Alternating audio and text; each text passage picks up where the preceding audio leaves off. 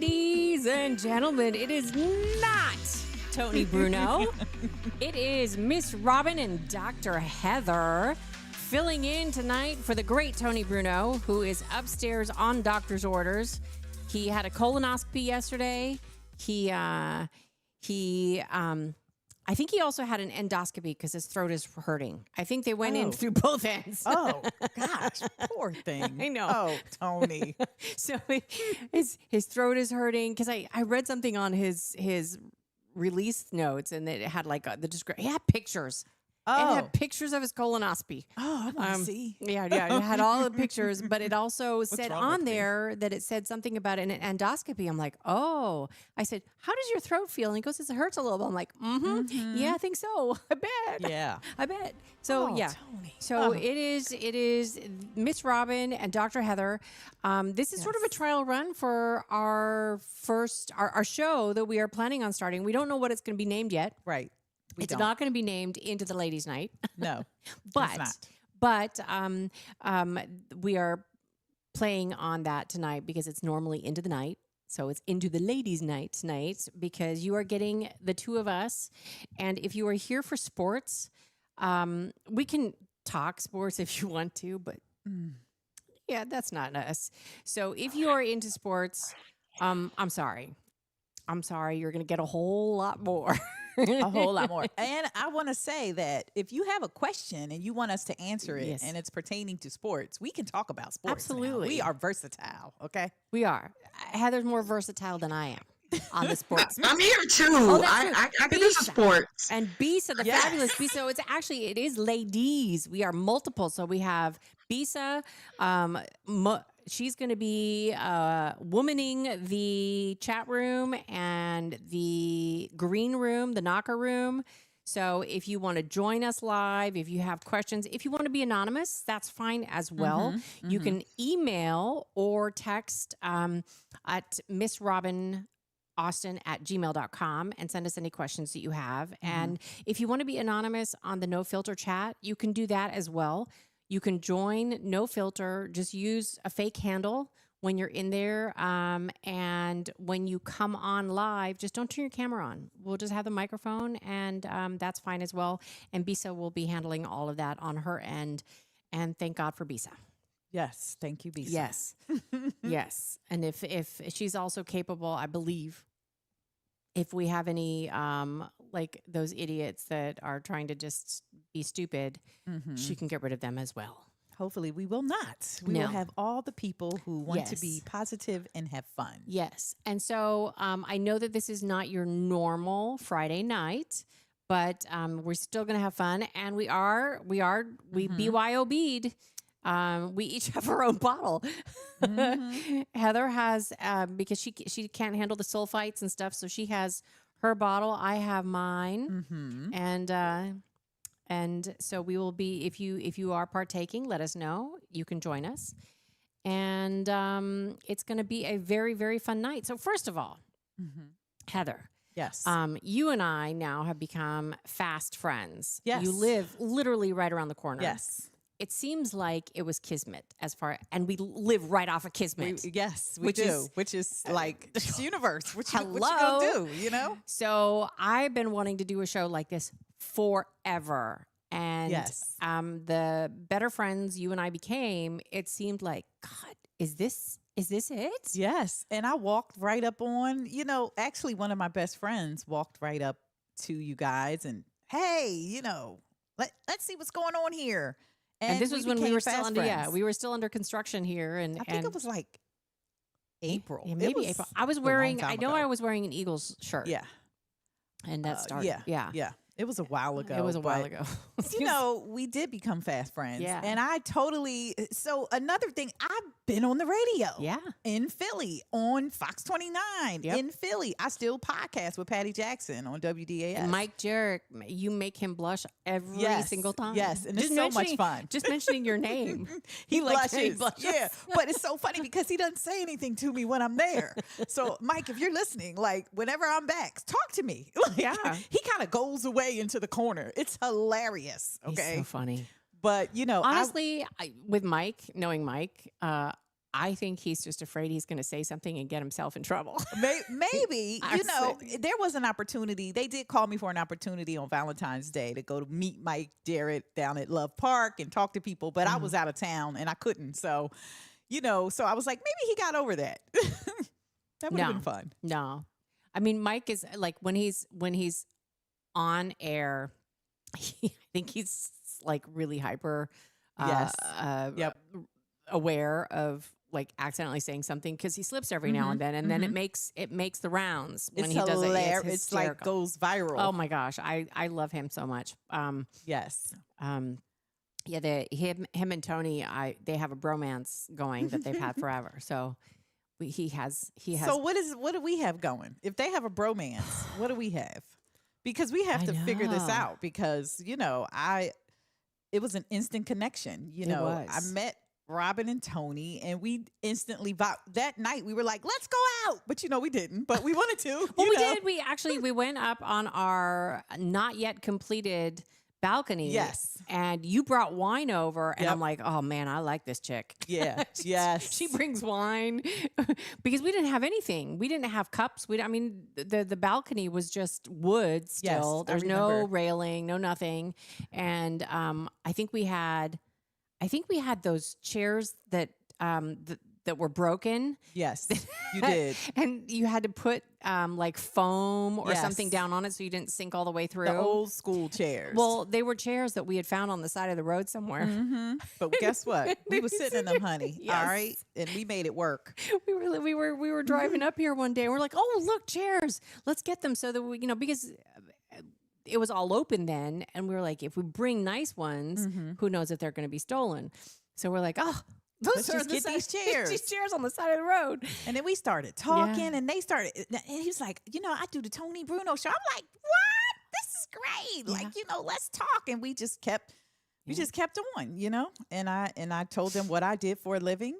And, everybody, every time I tell people I'm a sex therapist, they're like all ears, which I absolutely love, However, I'm also a marriage and family therapist as well. Well, I think that there is a thought because there are a lot of people that say they're sex therapists, but they're not official. They're like, they say stuff because you can get like a fake ass certificate online and those aren't, Yeah. and so I think that there's a lot of things that you're kind of going, is this a real thing? No, you have your master's in therapy. I have 2 master's degrees and a PhD. and your PhD is in Clinical sexology. One That's of like my a masters real deal. is in marriage and family therapy. Right. My other master's is in human sexuality, Right. right? So I don't really have to get a PhD. I could have been all right with both of my masters, actually. Right, yeah. Because specializing in human therapy with another master's, right? But I wanted to have an experience, basically. It was more experiential where I went to school down in Florida. So it was fun. We Yeah. went to dungeons and some of it was not I've been to fun, dungeons but some of too. it was a blast, right? In class with paddles.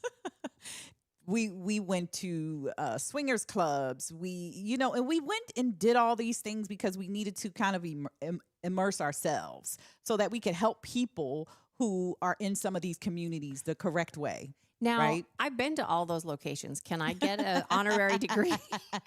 Well, it was also it was like syllabus to go with Yeah, it. yeah, Like yeah, a yeah. whole so it was really interesting. It was good. I really I had a good time. I met some nice people.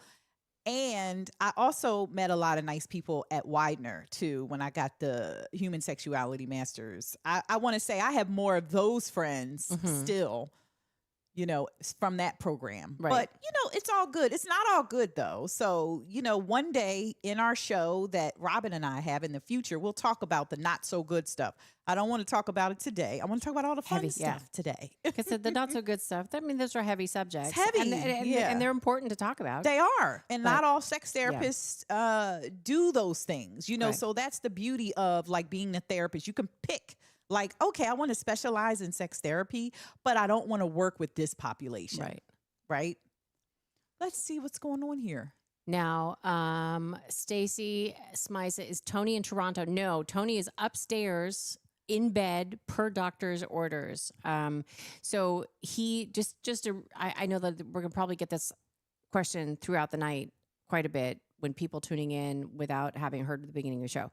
Tony had a colonoscopy and an endoscopy yesterday. He knew he had colitis. He has now been diagnosed with ulcerative colitis, and but it doesn't necessarily mean that he's going to have it for the rest. He could go in remission once it's under control. He's never had, like, he didn't have this ever before. So I guess it's a little confusing how this all works. Right. But he has been prescribed prednisone to take the inflammation and swelling down inside of his colon. In the past, Tony has had a run-in with prednisone, and it was horrific. It was nightmare-ish. Yeah. Like, but he had, he was given 50 milligrams of prednisone. Wow. Which is high dose. And this is how I understand it, per the doctor and looking it up as well. Prednisone changes your body chemistry. It is a drug that can re-regulate your cortisone levels, but it can also produce way too much cortisone if you have it in high doses. And sometimes you need to have it for taking down swelling or whatever. And that's what he had before. And it was so scary. Like, he became a different person. Yeah. Like extra huffy. Like just huffy. He was times 1,000. Like, I honestly think that he could have been one of those stories on the news because he went off and did something crazy.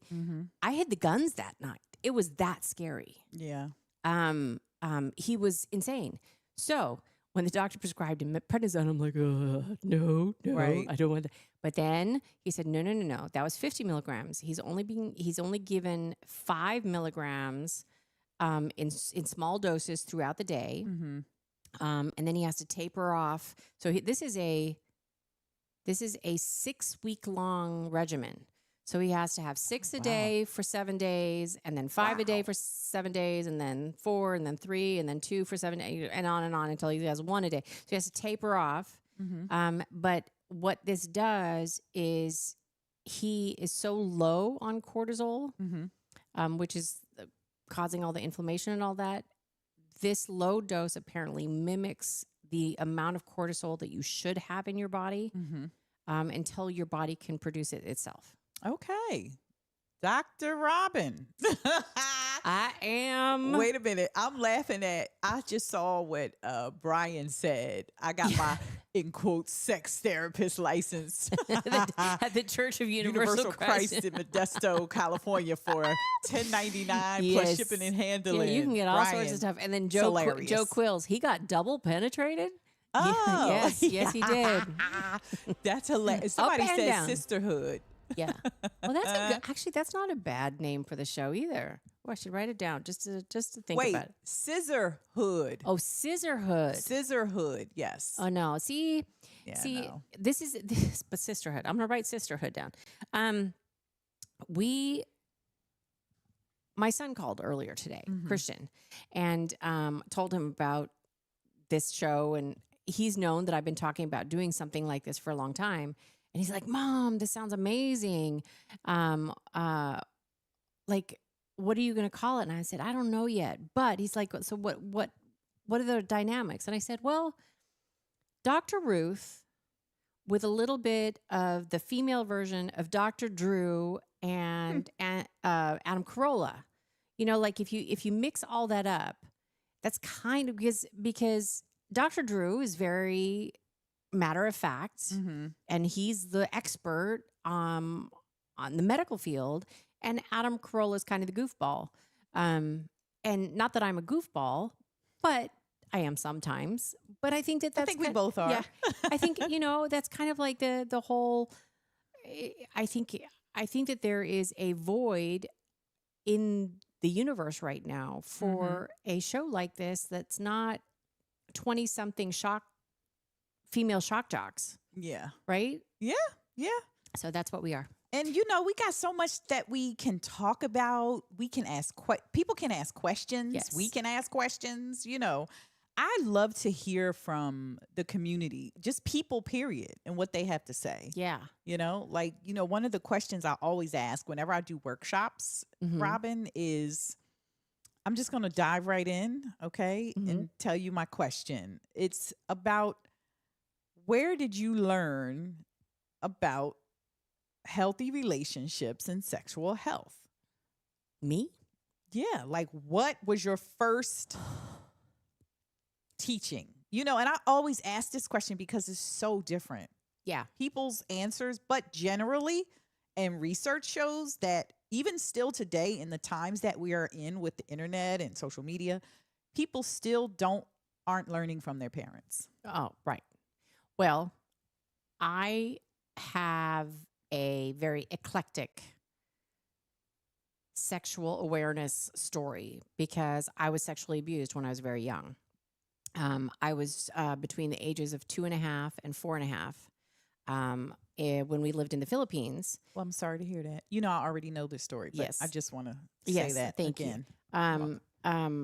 And it was, we had a live-in nanny / maid, which a lot of people in the Philippines do. We weren't rich by any means, but you don't have to be rich to have that over there.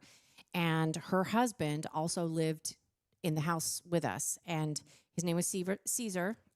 Mila was my nanny's name. She has since passed, which I feel a little bit more free to talk about because Mila, our family, everybody adored. She was an amazing, amazing woman and person, and she was part of the family. And as was Caesar, to tell you the truth, until he wasn't.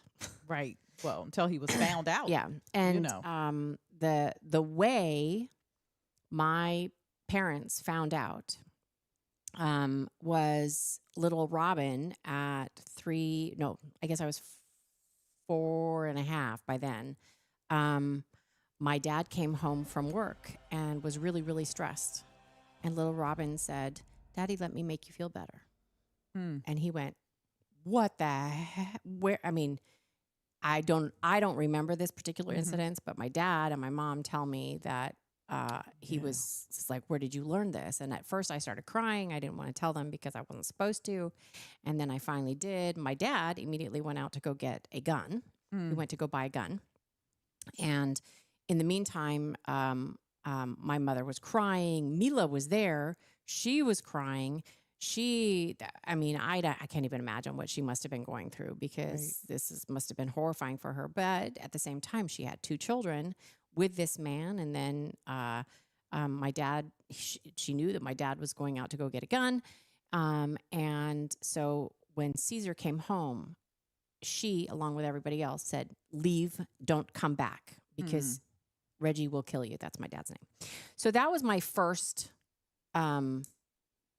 awareness of something like that. Now, my mother, more so than my dad really was very much like, I was daddy's little girl. This is something that he didn't really want to talk about. But my mom was absolutely amazing.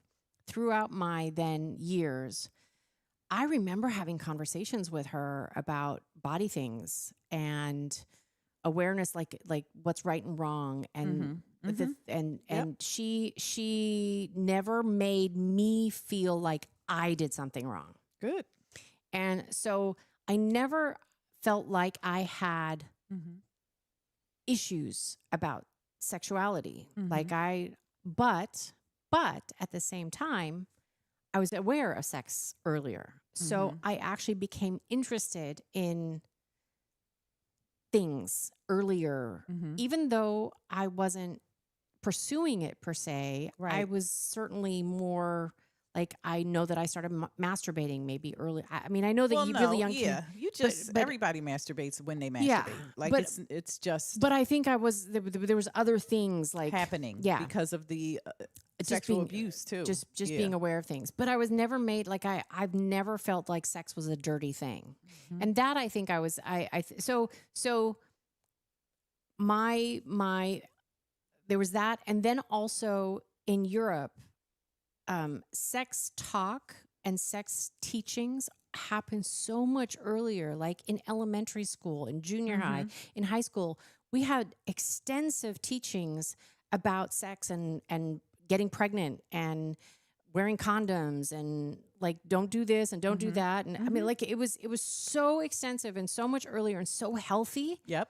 That so yeah, I had a kind of a not so great beginning of it, but it didn't turn out bad for me. I don't think I don't Right. I don't feel any regret Yes. over. This is the way I think of it. Like, and I wish that more people had the opportunity, like I did, to have a healthier, uh, um, a healthier recovery from Yeah. sexual abuse. Yeah. It's kind of like if you were in a horrible accident that, you know, somebody rammed their car into your car and you had a broken bone and maybe some whatever.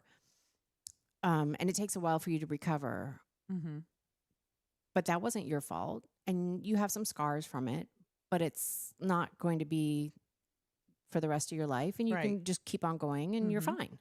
That's kind of the way I feel about sex abuse. Okay. All right. That comparison. All Yeah. right. I'll take it. You know, and you said a whole lot, like, you know, around, you know, thanks for sharing your story. And you said a lot around like learning after that. Like, Yeah.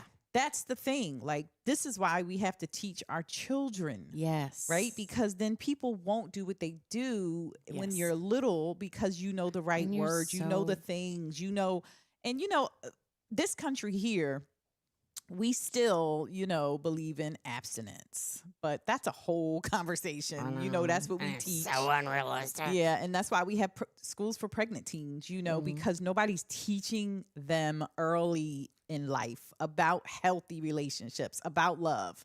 You know, somebody said something. I was just reading, somebody Yes. said something funny, Bryant. I learned from The bathroom stall Bathroom walls and stalls. Ron Jeremy. I have a picture with Ron Jeremy. that's hilarious. I met him. Brian, you funny. I met the hedgehog, and let me tell you, not impressed. I met him at the Playboy Mansion, and this was already after he'd stopped doing any movies. I think, God, I hope, but he was so gross. He like, and that has nothing to do with the porn stuff. Right.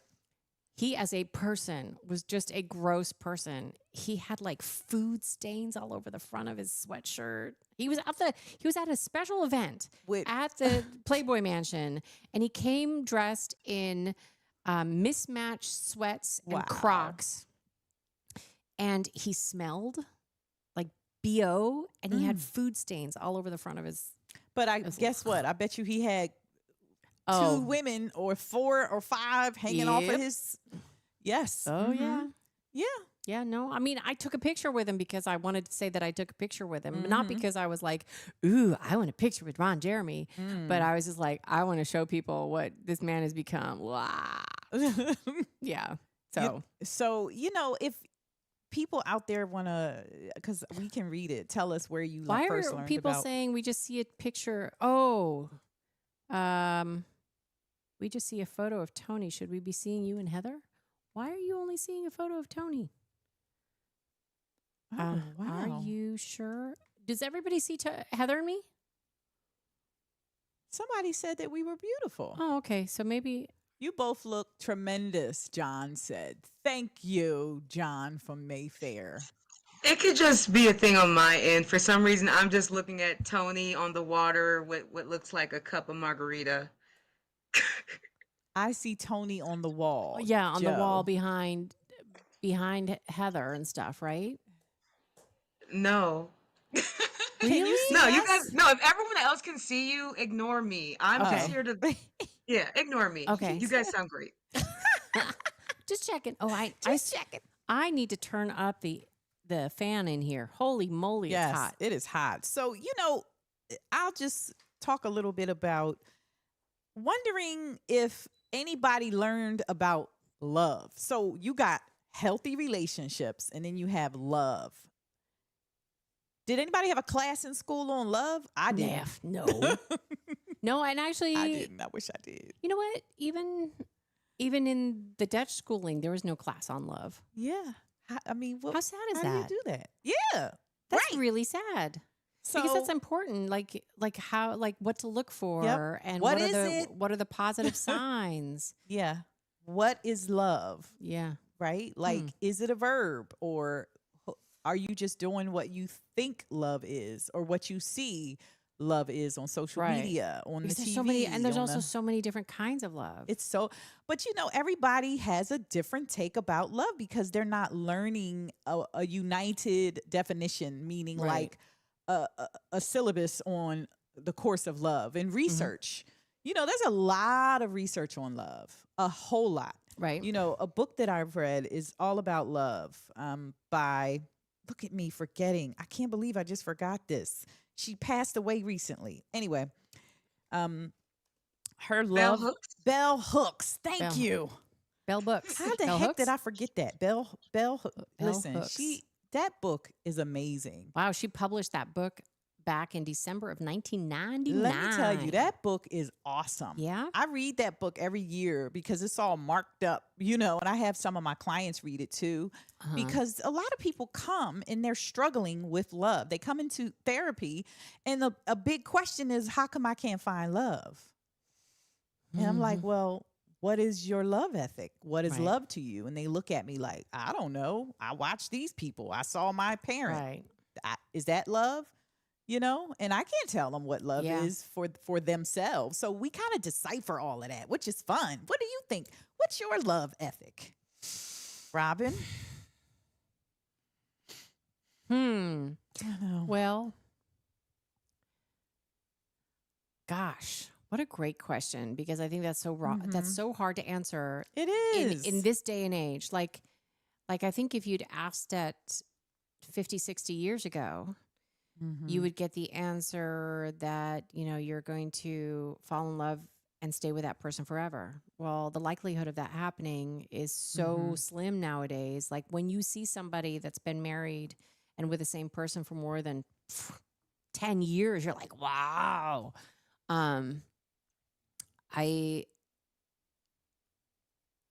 I think for me, true love is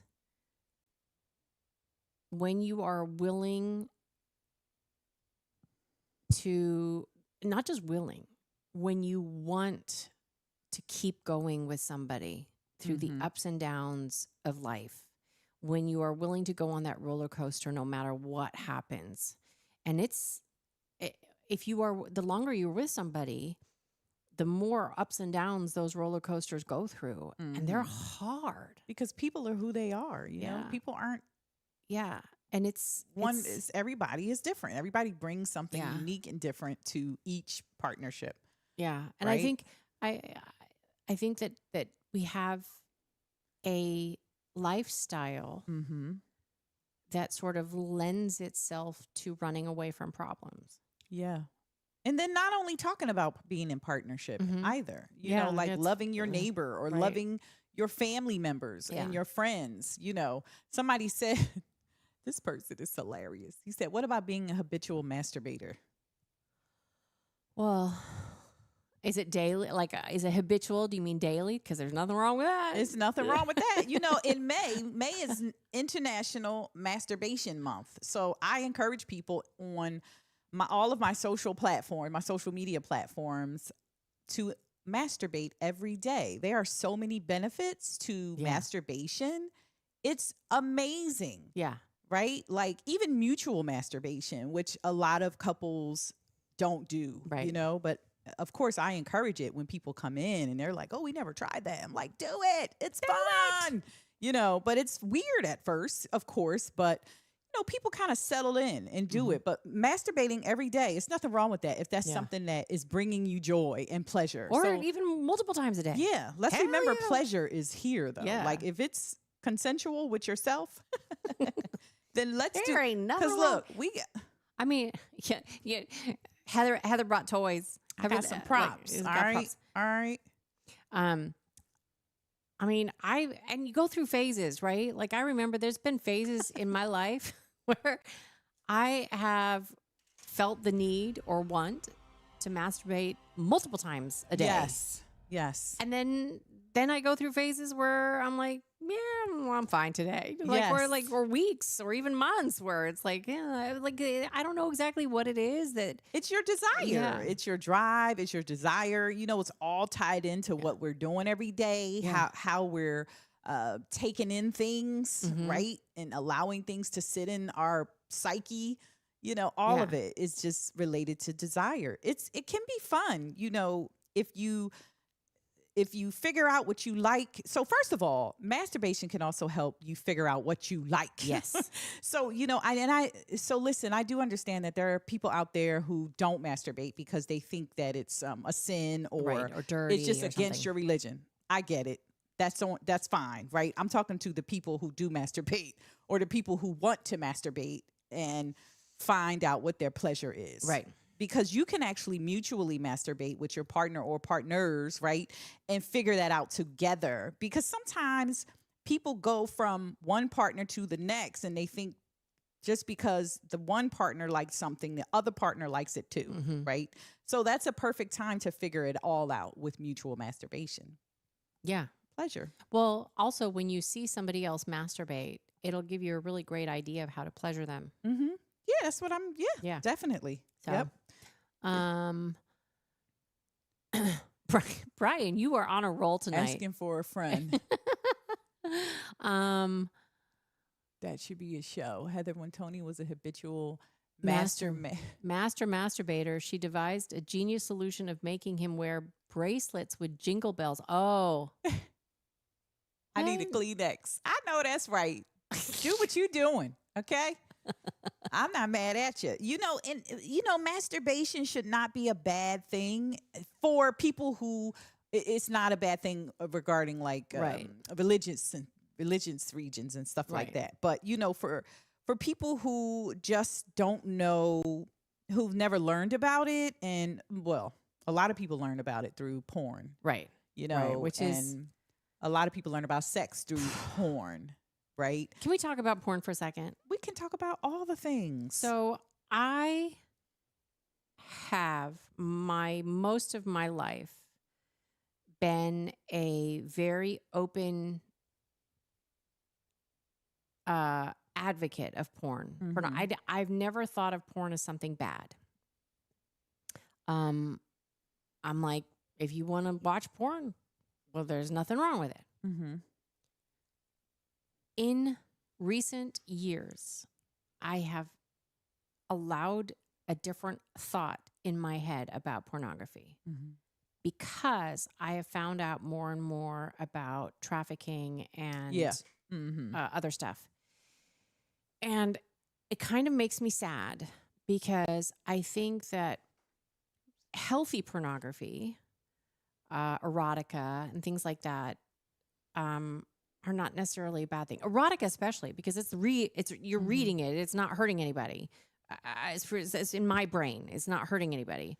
The video portion of it and the overabundance of it and the non checks and balances, Right. for lack of a better word, Right. of Mhm. pornography, I The think boundaries around yes, it. Yeah. have become really bad. And I know a lot of women who I've spoken to over the years who were in the porn industry, and they've told me these horrific stories. Yes. I That have pretty heard them much too. go Mhm. in. Yep. There's like it's everywhere. Mm-hmm. So I've kind of like gone, maybe my views on pornography need to be changed. They're a little different. Yeah. Yeah. And I mean, as we age too, like you learn more and you have more thought and there's Yeah. more, you have more experiences and you're like, that's Yeah. not for me anymore. And that's okay. Right? Like it's okay if things Well, I mean, I still feel like I'll still every now and then I'll like I want to see something, and but what I end up going towards is like the retro porn. I go back, I go back to like the 70s porn, the 80s Right. porn, because call me crazy, but I swear when I watch old porn, the women look like they're having fun still. And they actually look like they're enjoying Right. themselves. But we know they are not. They are acting, just to be clear, everybody. It's but- not. But I don't know. They're like But the fantasy, right? Like it's I don't it's know. a better fantasy you feel like for you. Yeah. Right. I think But- everybody has their own preference. Yes. Now, I would love to hear from you guys out there. Eventually, this show that we are putting together is going to be a heavy call-in show. We're going to have phone lines or whatever we can figure out how to do. But in the meantime, oh wait, we have some people that are chiming in on love. Oh. Wayne Atkinson, love is knowing and accepting that you will not always be fully content and happy in love, and that it has its ebbs and flows. Okay. I like it, Wayne. Yeah. Good. David in South Carolina, I think love is when you can't imagine not being with that person. Or you- Oh, I like that Yeah, too, yeah. David. I like that too. That's nice. And hello, and so part of when I talk about love, wherever I am, I always ask people about caregiving because a lot of people mistake love for caregiving, right? It's like I think Bell Hooks uses, don't quote me on this, but I think she says in her book that it's cathexis, I believe, which is not love. It's like strong caregiving, and a lot of people fall victim to that. You and mean they're like not love in love? a sort of parental kind of? No, like a caregiving role or with your partner or friends. Oh, Like you're always the caregiver here, so that's how you give love because that's what you think that what love is. and that's what it could also be one of your love languages, right? Yeah, but it's bigger than that. Like that's it. Ah, Right? So it's Okay. not all these other things that could be attached to it. But everybody's definition for love is different. yeah. That's why I said your love ethic. Like what is your love ethic? I believe it's like values that you have around love. Right. Well, and I think there's another thing. There's a difference between what your love ethic is in your brain Mhm. that you want yourself and that you're striving for. And then sometimes that's totally different than the reality that you're living in, right? Right. So, what you have in your relationship with your spouse, whom you say you love, and looks totally different than what you Yeah. have up here in your brain that you really want. And then let's go a little bit further. You have a spouse or a partner who you say you love, but you won't have fantasies with them. Your fantasies are not with them. Is that okay? Yes, it's okay. Most people, Yes. research shows everybody that most people Have fantasies. have fantasies about other people. and there's nothing wrong with it. Believe that. So, and it's not only- to cause any issue. It's just Right. the truth, right? Like It's acting upon those fantasies that's different. well, people usually don't. So what fantasy is that people have this thing in their head, right? And they're like, yeah, but they don't want it in front of them. Interesting. It's in their brain. It arouses you, but you're like, I'm good on in front of me. I'm with my, Yeah. I'm doing this stuff here. Like Yeah. this is good, but I got this scene in my head. Yeah. I think that's awesome. Like, but here's the challenge with that. When you don't feel like you can express this to the person that you're with. Yeah. Well, because if you have a relationship with somebody that you often feel like if I say this fantasy out loud Mm-hmm. and it's so totally different than what you are, Mm-hmm. that you're going to feel like I'm dissing you, that I'm saying that I want this rather than you, rather than Yep. saying, no, I don't want Yep. this rather than you. I want this with you. Like we can talk about this, but what I want is you, but we can, Mm-hmm. But then some people want things private. They don't want to share it. yeah. I mean, hey, you gotta. But then some people are like, no, I want to know. Like, what are you thinking in your head? What's your some- fantasy? And I'm not telling than my fantasy. Well, and that's something I think that there are some very private people that you shouldn't push. And there are different types of Yeah. fantasies. Let's just be clear. I'm not talking about like one. I mean Yeah. types. Like you have some in your head, then you have some that like, oh, I want to have intercourse in the rain. You know, you really want to do that. That's really fun. That's something you want to do, right? But then there are Just saying. fantasies that are only in your head that Yeah. you already have the scene played out right. in your head. Right. Right? Yeah. Like, I don't know. I can't even think of what. Fall asleep. Have a woman to explain love versus being in love with someone. If you want to fall asleep. Yeah, Brian. Right. And hopefully you can fall asleep after you've been making love. Well, right? See, that's the other thing is that like man, you don't ever want to try to have a conversation with a man after you've had sex.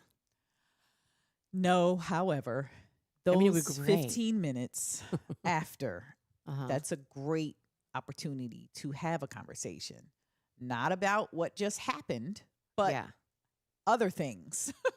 Because you are both really relaxed and Yeah. you most likely will be more honest in But it those can't minutes. last for more than 10 or 15 minutes because usually Right. a man will fall asleep. Yep. Like his cortisol levels, his bucket has just been filled up and he's ready to go night-night. Well, I think women do too. Women fall asleep too with some good love making after. I don't being- know, but not as fast as men. Men are just like, all right, good night. I love it. Dottie A.M. Yeah. As a Christian, I've been taught you don't talk about anything intimate. I can truly say that my husband has exceeded my list. At 72, we have a vibrant, intimate life. Yes. Our adult kids know it and blush. That is I love awesome. it. And she said after being married for almost 52 years, go Dottie. Love is being able to put this person's wants and needs before your own. Wow. Yes. But That's amazing, Dottie. Dottie, Yes. before your own, but he also is pouring into your Yeah. cup. So that's why you lasted. Like it can't just be, it has to be One-sided. reciprocation. Yeah. He needs to be Yeah. putting your needs above, Above his, his own own too. as well. Yeah. 100 and 100. I don't know. It's not 100%. It's 100 and 100 people. I'm giving you some gems. I actually read something that I don't even remember. It was somebody that said this, and I wish I could remember who it was.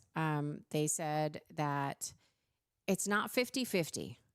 Sometimes it's 50-50, but sometimes it's 20-80, and sometimes it's 90-10. And being with somebody is recognizing that sometimes you're going to carry the load.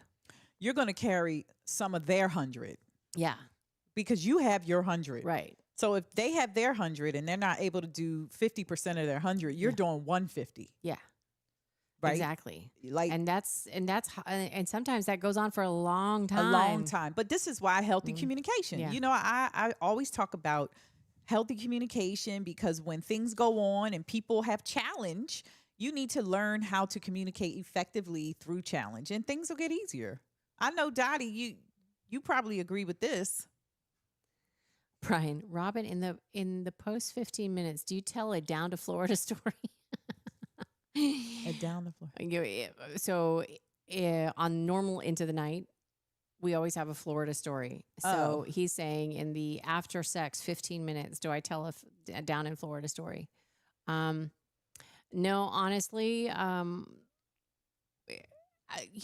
that's the other thing. And I think that this is actually a mistake a lot of people make, and I'm guilty, Mm-hmm. is that when you've been with somebody for a long, long time, Mm-hmm.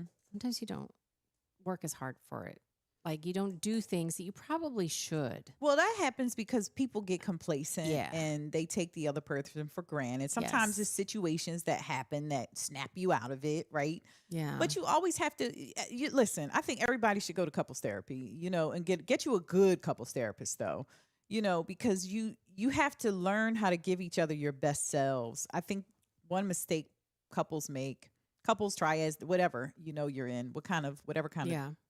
situation, you have to remember when I walk in this house or when I'm with my person, I need to be giving them my best self, not everybody my best self. And I give them shit. Yeah. Can I cuss? Yeah. Oh, yeah. I give them shit, right? Like, which is not my best self because I can fall apart. You can fall apart, but you also have to talk about it. Like, oh, I fell apart. I did these things. Thanks for Yeah. carrying my load. Blase, And I right? think that when you've been with somebody for a very long time and you know they're not going, like, you're pretty much, you think they're not Mm-hmm. going anywhere. You're like, yeah, no, this person is here and for the long haul. You do take them for granted, and you tend to show them your worst side a lot rather Mm-hmm. than Your best. your best. And that's not fair. Mm-hmm. That really isn't, that's not fair, because you show your Mm-hmm. best to other people. Mm-hmm. You should be showing your best at least part of the time to the person. Mostly, I Yeah. think, and I know people struggle with that, when I talk about that. However, if you just give it some thought, it'll come to you, right? Like, because people are like, well, I should be able to show my partner all the parts. Yeah, You're right. you're right. All the parts, not only the bad parts Yeah. all the times, right? Yeah. You can't go outside like, hey neighbor, how are you doing? And go in the house like F you and throwing stuff Right. and what I mean. Yeah. So that's all I mean, but can we change, somebody is cracking up. Can we change the topic, Robin? Yeah, absolutely. I actually have questions that so one of the reasons, I've said this overnight, so I hope I'm not repeating myself, but one of the reasons why I wanted to do a show like this forever is that I admire Dr. Ruth. Mm-hmm. Dr. Ruth Westheimer. I remember when I moved to the United States and I was 15, 16 years old, she was on syndication at night. Like, Mhm. she would come on at, I think, 11. And I remember this little old lady Yeah. talking about, She's I the mean, cutest. but the questions, it was astounding to me. The questions that people had, that, like, adults that were asking questions like they really didn't know, Mm-hmm. which I think, sadly, I don't think that there's been any improvement. I think that They people, didn't know. yeah. And I Yeah. think that, so I think that there's so many, that there needs to be shows like what we're going to put together for people to ask questions, and there should be no shame, Mhm. like, no question. This is really going to be a show where there is no stupid No question. wrong question. Yeah. There is not a Mhm. stupid question. And so I pulled up some of the old questions that Dr. Ruth Oh, had been yay. So here's one. Here was a question that somebody called in. And my husband and I have been married for 12 years and feel something is missing in our sex life. We have a hard time talking about it. What should we do? Oh, wow. Go to a sex therapist. Yeah. But if let's say they can't afford it, Well, because it's not, I mean, it's not something that's oftentimes covered under insurance, and a lot of people can't pay for it out of pocket. It's couples. So it is. Couples therapy is covered under mental health insurance. Like, if you have health insurance and But the not mental everybody health does. part, Yeah, right? but not Which is everybody true. does. I know. However, I don't take insurance at all. I'm private pay, Right. and I work on a sliding fee scale sometimes, Mhm. because I want to be available to everyone. So the question is so big to me because I need to know more. You know what I Yeah. mean? Like, as an actual therapist doing the work in the trenches with the couples, because let me tell you, couples therapy is challenging. You got people in there fighting.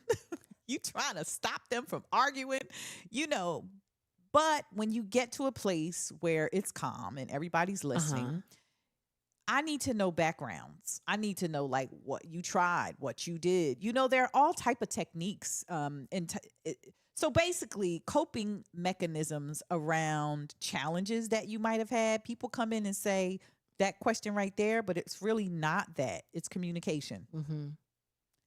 if that makes sense. Like, it's not, it got stale. It's that we stopped talking, Yeah. really. Right. So if we started talking and we rekindle what we used to have, or how we met, or, there are so many different approaches here. Aspects of it. Yeah. No, and I think that this question was probably asked like 30 years ago. But today there's also other stuff where if you can't afford, or if you don't have health insurance, or if you can't afford to see a couples therapist, they now have AI therapy that will kind of guide you in the right direction as well. So there's a lot of different options for people that if you, and you have to be open, you have to be open to suggestions. Like you can't ask, what should we do? And then have somebody say, well, have you tried this? And you're like, I don't want to. Like, you have to be open. Yeah, I agree. You do. And most people are when they come to therapy. At that point, somebody was open. Doesn't mean both of them or all three of them or four of them, however many's in the group. But it doesn't mean that sometimes it takes one person to bring them in. Like, and I give several options, like, because some people are like, oh, I don't want to try that, or I don't think we should. And that's okay. However, there are times when people are all in, they come in, they've been married for 20 years. They're like, listen, tell us, we're in here, and I suggest things for people to do. So let me tell you over the past 5 years, what's been happening the most. People will come to couples therapy after they opened up their marriage. So instead of before. So set the scene. So it's a couple or multiple, and they're like, okay, we want to change things up. We want to spice things up in our life. So we are going to go to a swing club, or we're going to go on this app, and we're going to find us a third. And we do that. And then they call me, because guess what? It's in shambles.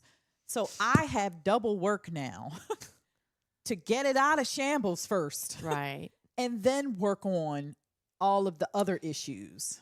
So what is the biggest mistake, what is the biggest mistake that the couples make? In that area? When they've opened up their marriage, they've gone onto an app and they've brought in a third person or whatever, or they've gone to a swingers club. What is the biggest mistake that they have made? Not talking about all the rules and guidelines first, not even knowing. I have books too. So I'll be having books on our show, that I can refer people to, because there's a good book, and I can't remember the name of it right now, but it's at home in my library. And it kind of guides you through, like, if this is something you want to do, you need to read this book first. Like, if you can't afford therapy, read the book. And for those of you who are thinking about this, and the rules that we are talking about are things like, all right, if we are going to do this and we invite somebody over, how do you let the other person know that, oh, nope, this is not for me. I want to stop this. So like have a safe word. The biggest thing I have to say, my people with vulvas, they actually don't like for the third or whoever they invited in to experience their partner having a climax with them. They want the climax to be with them, the partner. Okay, so, right? Like, so I'm painting a picture. So it's a man, a woman, and a woman? Man? Or, anything. Okay, let's say it's a couple, and they've invited a woman in. They the woman, the wife or partner, does not want her husband/partner to have a climax with a third person. Right. That is the big climax thing. should only be okay. Yes. And that's one of the rules that you can have. But they don't talk about this prior. So, oh my gosh, it's like, but sometimes he did this with that person, and it's like, but sometimes you only find that out. Like, you didn't after it's done. Yeah, no, but sometimes you're like I didn't realize this was going to be a problem until we actually had, like, something happened, and then I'm like, oh my God, I did not like that. Yep. Or another one is, how long can you give them head? People are like, you can only give head for 2 minutes. And I'm like, wait a minute. Wow. 2 minutes? Like, are you putting on the timer? Like, what? How do you know this? Like, what? 1,000, 2 1,000, So, 3 1,000. Right. I'm trying to help them with realistic guidelines here. Like, because then somebody's pissed. You gave them head for 2 minutes and 39 seconds, sir. Well, and then there's also like if it's more than if it's like another couple and you're bringing another couple in, Mm-hmm. there are the rules like, are you only going to have sex in the same room with each other? Are you only going to touch but not full penetration? Are Mm-hmm. you going to allow, is it okay with you Mm-hmm. if you have full swap where you're going to go in Yep. another room with another? Are we using Right, protection? yeah, all those things are like, Yeah. Are we getting the test first? there's Are a- we showing our yeah. paperwork? Like what? there's a What we lot of doing? stuff. There's a lot of stuff that if you go into this without thinking of all these possibilities, Well, you know what I'm. If you go into this with your penis blazing, like Yeah. you're not thinking because you are Yeah. excited already, and Yeah. that's what really happens. So you know what? I'm playing and joking around because sometimes the stuff is funny. However, people lead with their desire Yeah. first, so they're not thinking about all of that because Yeah. they're thinking about the possibility, like, oh, this is going to be great. Both people, yeah, whoever involved, they're excited. They're like, this is going to be great. And then it ends up not being Right. great most of the times because something happens. But there is that very small amount of people who go and have a great time because they figured it out in the Yeah. moment, or, they didn't quite have the rules down, but they talked it through Right. after. And they're Right. like, okay, this happened. We're not doing that anymore. We're going to do this. yeah. We learned from that one. Yeah. We're not going to do that same mistake, and it's okay that it was a mistake and it's now behind us, Mhm. and we're going to move Mhm. forward. Yeah. Um, um, yeah. I think there's a lot of things that people just don't think about because it seems like an easy fix, right? Ooh, we're going to Mhm. spice things up. Yeah, sure. Let's answer this ad in Mhm. on Craigslist or whatever. And is Craigslist still a thing? I think so. I'm not sure. I think Craigslist, it depends on where you are.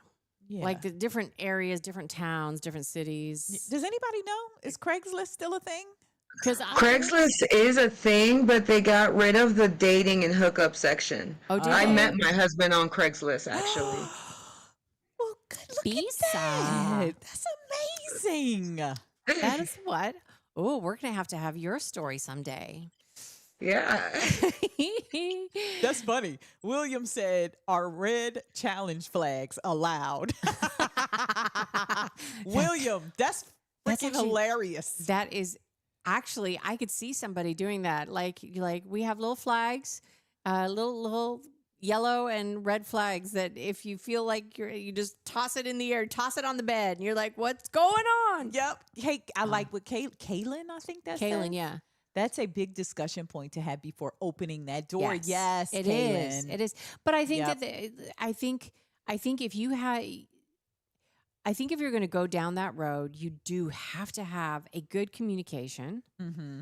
It's not something that you just want to go like you're having problems. You're Mhm. having problems in your marriage and you're going to say this is going to fix it. No.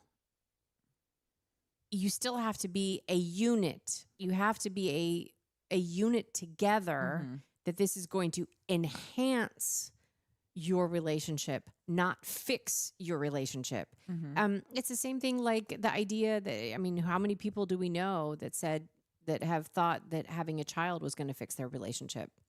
A It was lot gonna of bring them people. to- Yeah. And no, that doesn't happen. Yeah, it actually makes it Yeah, worse. it makes it more Yeah. difficult because Mhm. now suddenly you have a little being that you're Mhm. both responsible for, and Unresolved yeah, challenges with yeah. the person that you had this little being with. yeah. Right? So yeah, but I think that having it's certainly it can be fun Yeah. if you are a unit that is, because you can grow as a couple. Mm-hmm. There are so many opening things up you your can do, though. bedroom, but it's not. There are other things you can do that's not Yeah. opening, though. Yeah, Like that's not the end all, and I think because of TV, social media, Mhm. people are going straight to that yeah, now, right? Yeah. Which is fine, but I think you need some really good conversations for a really long time Yeah. first. and I also think that the the way men and women internalize sex Mm-hmm.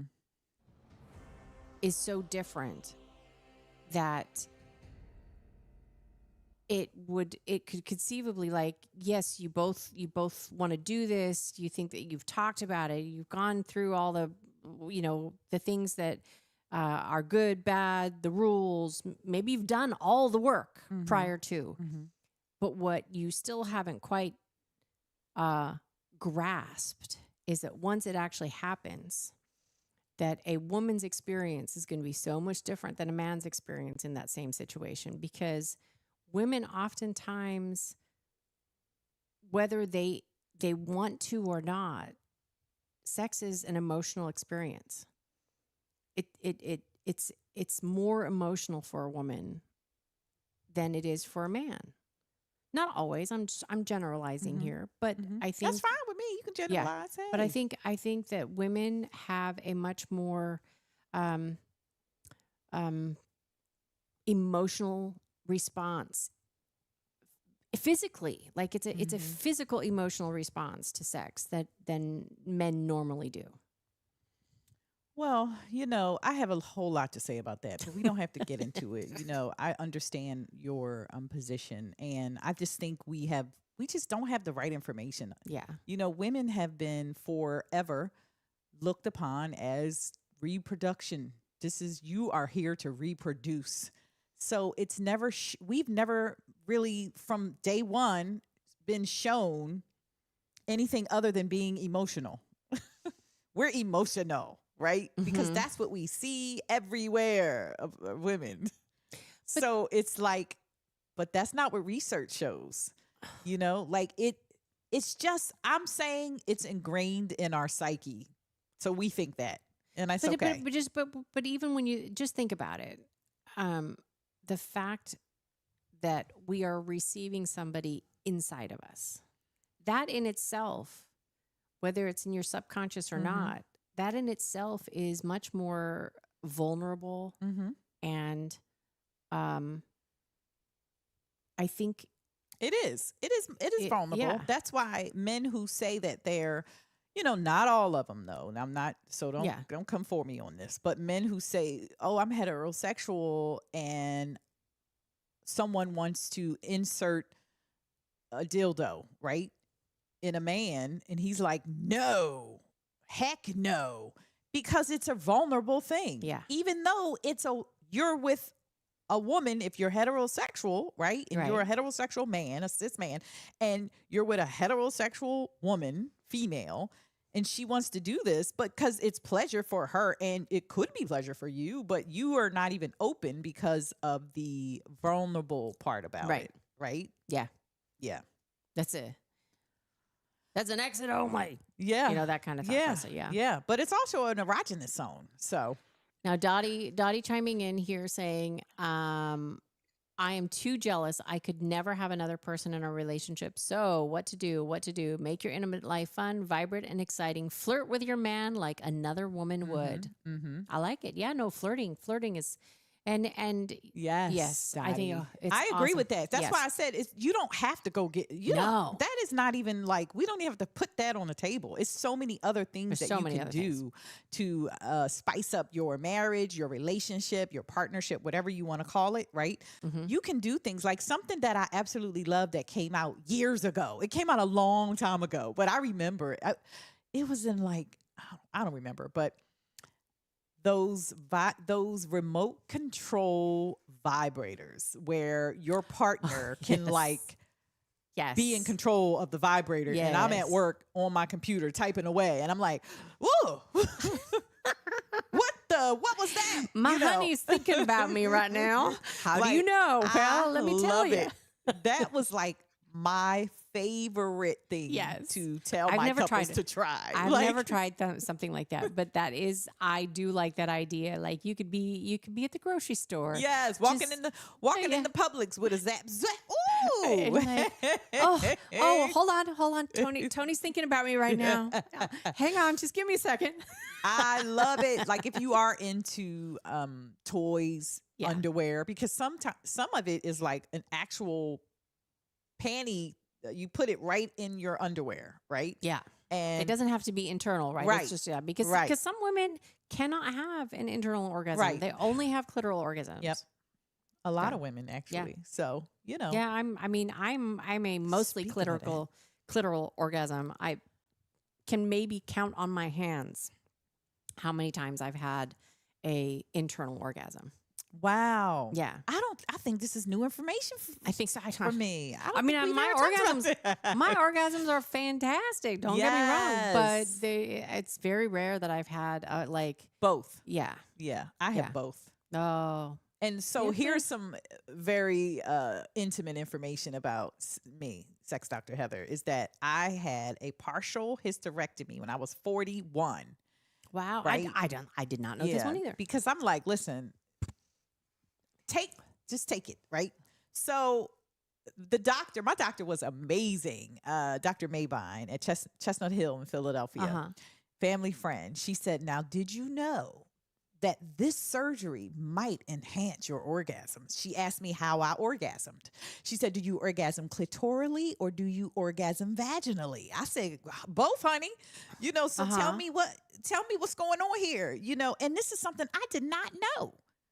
Wait, I did not know this. And can she I was sign up telling for this? me Can I that- go get the surgery could enhance my orgasm. And I was thinking, what? So she broke it down and told me how and why and what happens. She said, not everybody now. She said, but I just want you to be aware that it's a possibility. So let me tell y'all, she was absolutely right because it did.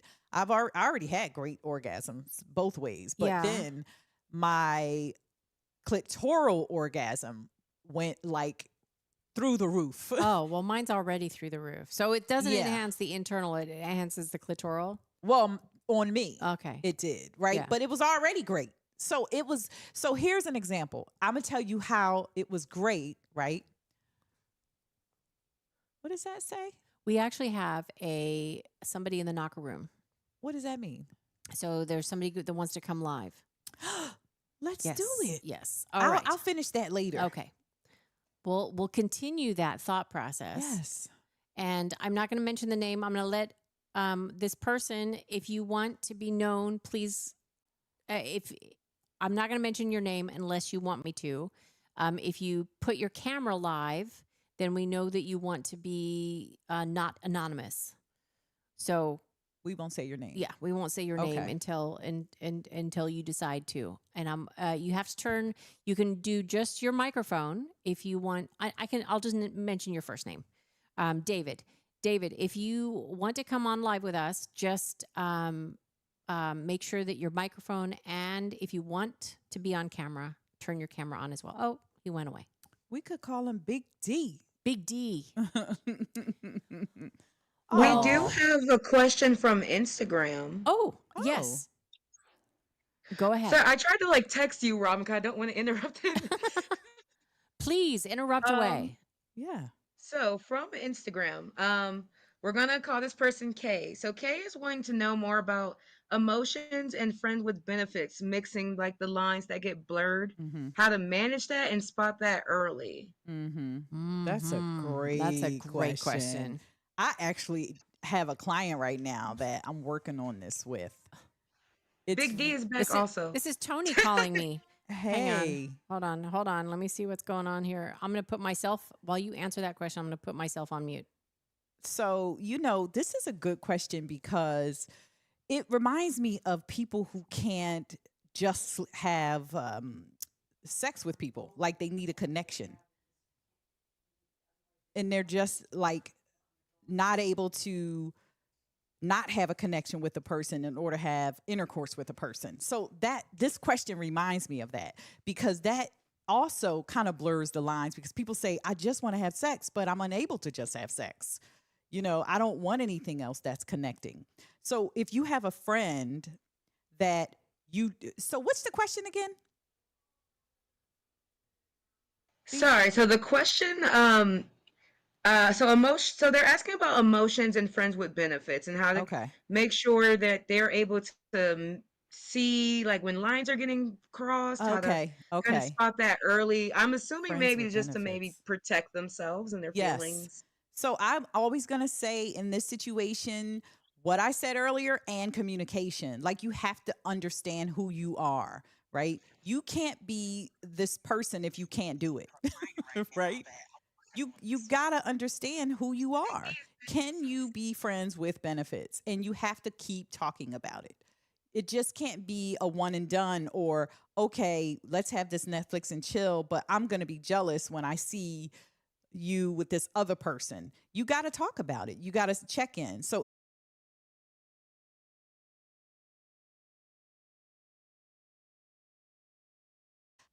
feelings for me that are beyond what friends with benefits are. And what does that look like? So these are all the questions that you ask the person and you ask yourself like am I getting hooked on this person more than friends with benefits? So the short answer is just check in. Check in with yourself and check in with the person that you're having this friends with benefits thing with. Any other questions on Instagram? Not yet, but we have Big D. So Big D, we are inviting you on. Like Miss Robin was saying, you are free to keep your camera off if you would like to have it off. But join us. Boop. You should. It should start to be coming on. So he should be here in a second. Okay. All right. So while we're waiting for Big D to come on, Kaylin says, friends with benefits, Dr. Heather. I said for years that most couples never marry the best sex of their lives. Well, you got something going right there, right? Because just because you had the best sex of your life doesn't mean it's going to be every time you have sex with the person, it's going to be the best sex of your life. You have to think about your first time with some people. Sometimes it takes second or third time. And Miss Robin is back. Okay, so that was Tony. He wanted to get in the chat room Oh, and start talking to us because he's upstairs. But I was like, oh, don't log in under the same account that I'm in because you're gonna knock us off. So now he's there under Tony Bruno. There he is. Big D's like I'm doing something wrong. He's not able to get Yeah, in. Big D needs a little help. He I added Oh, does. him in as a guest, but uh, okay, David. So try it again. But what you want to do is you want to make sure that when I bring you live, He's when I knocking. bring anybody to live, it's gonna have a pop up and it's gonna say, give permission to your camera and microphone. Now you have to give permission for your microphone. You do if you're on. This is on your phone. If you're on your computer, you have to give. I, I think. Actually, I don't know. Bisa, maybe you know because you've done this more often than I have through the guest side. Um, if you're on your phone, though, you can choose not to go live with your camera if you don't want to. But I'm going to try it again, Big D, and let's see how that works.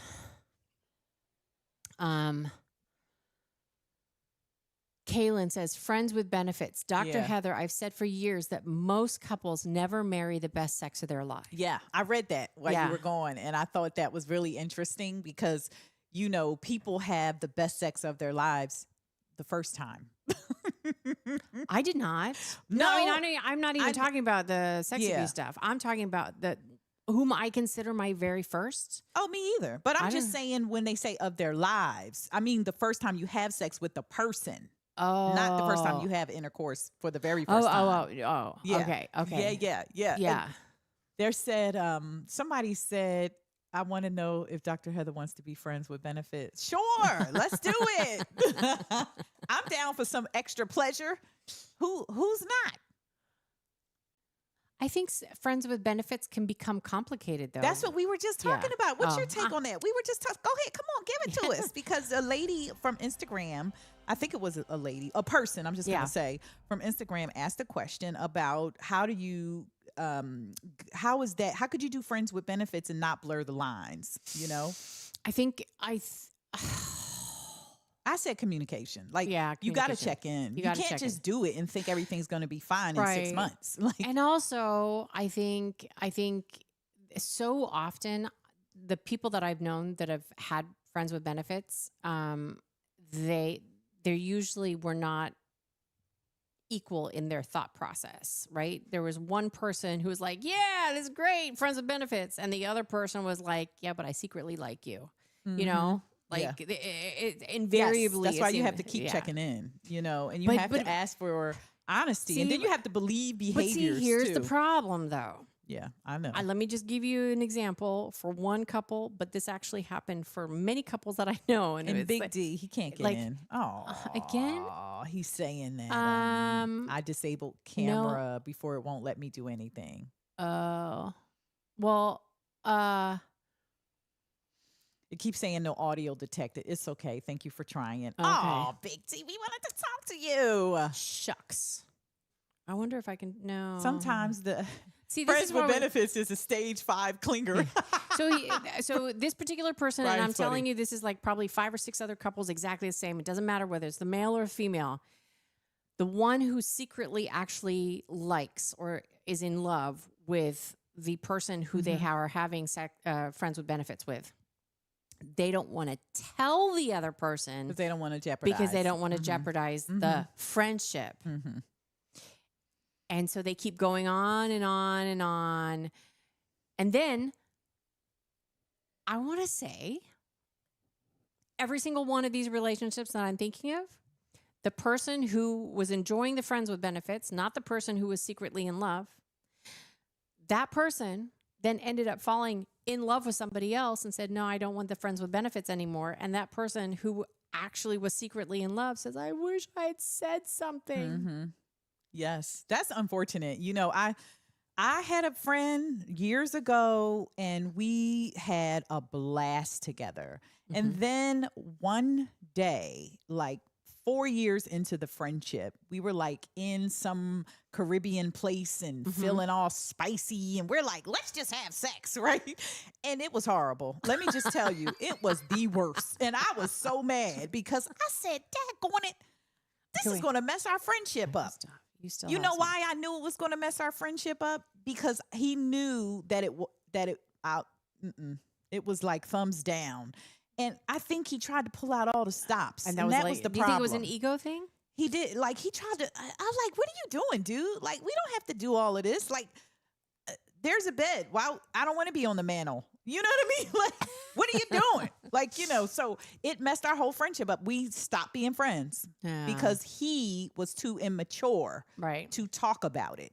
Because I tried to, I was like, listen, I'm cool. You know, I said, I'm cool. We did that thing. Let's go back to being friends. Right. He couldn't go back. Could not. And I'm telling you, we were friends for 5 years even. I think it might have been longer than that before we did that. And then he couldn't even like talk to me afterwards. I was like, wow. So that was an experience I had that, you know, some things you don't learn in books, right? You do, it's experiential. Hold on. I just want to say something. Tony Bruno upstairs, he says, "This conversation is so informative and I'm proud to know and love you for your openness. Too bad I'm too sick to be aroused." Wait, that's what Tony said? Yeah, that's what Tony said. Aw. Aw. I mean, Tony, like, we were talking about love, right? Earlier. Yes. Since Tony's listening in on this. We were. For all intents and purposes, I had a wonderful first marriage. He was a wonderful father, is a wonderful father to my 2 children. I have 2 beautiful children because of my ex. But but I met him when I was very young. I was 18 when I met him. He was 33. and we fell into a pattern of unhealthiness. Mm-hmm. When we first were together, he was older. He wasn't a father figure by any means. I had a wonderful dad. Didn't need another father figure, but he was sort of a guiding role. And as I got older, I'm not exactly a wallflower or a pansy. I'm fairly strong willed, Mm-hmm. if you might have noticed. And he had a hard time accepting that. He had a hard time me growing into who I was becoming. Mm-hmm. And we went through couples counseling, we went through marriage counseling. It was okay for a while, and then it wasn't again. Mm-hmm. And the second time around, I was like, I can't do this again. I just can't. I can't do this again. You didn't want to. No, I was just like, You didn't like him anymore. I It's the didn't. like and love. Yeah. It's different. Two different things. And I also, he was going through some like I'd lost respect for him professionally, and when I met Tony, it was so different. Like one of the other things that I was really disappointed in, like I have always wanted to have a partner in everything, including work. Mm-hmm. Like my ex-husband and I, we could have very easily, because we were interested in a lot of the same things business-wise. I did actually do some contract work, so it would have been very easy for him to incorporate me into his business world. And he was adamantly against it. He did not want, he for some reason had this idea that you should not mix. I actually dated somebody like that. He just Like there was work and Right. and home life, like it was nepotism. If Yeah. he and I were working together, and I did not see it like that at all. To me, some of the strongest people have been couples in business together. I agree. Yep. And so when I met Tony, to me he was the whole package. Like not only was he did he arouse me physically, but it was mentally Right. and Mentally. and- Yes. and he- yes. That and he- cerebral Yeah. type of like connection and desire and we had long conversations about all sorts of stuff, and he was the one that was bringing me into his world, and something you desired. And And he that- just yeah. did it. he did it without like, and then I found, like, there was a part of me that was worried. He's like, oh, does he do this? Like, does he do this a lot? And then I found out he had never done this before. Like, he had never brought anybody that far into his world. And so that made me feel good about, Yeah. okay, this is something, this is real. He really wants this. And we have built a very, very, very strong, both personally and business wise, relationship together. And it is so incredibly fulfilling. I love it. That's why I got a room here. I don't know if everybody knows this.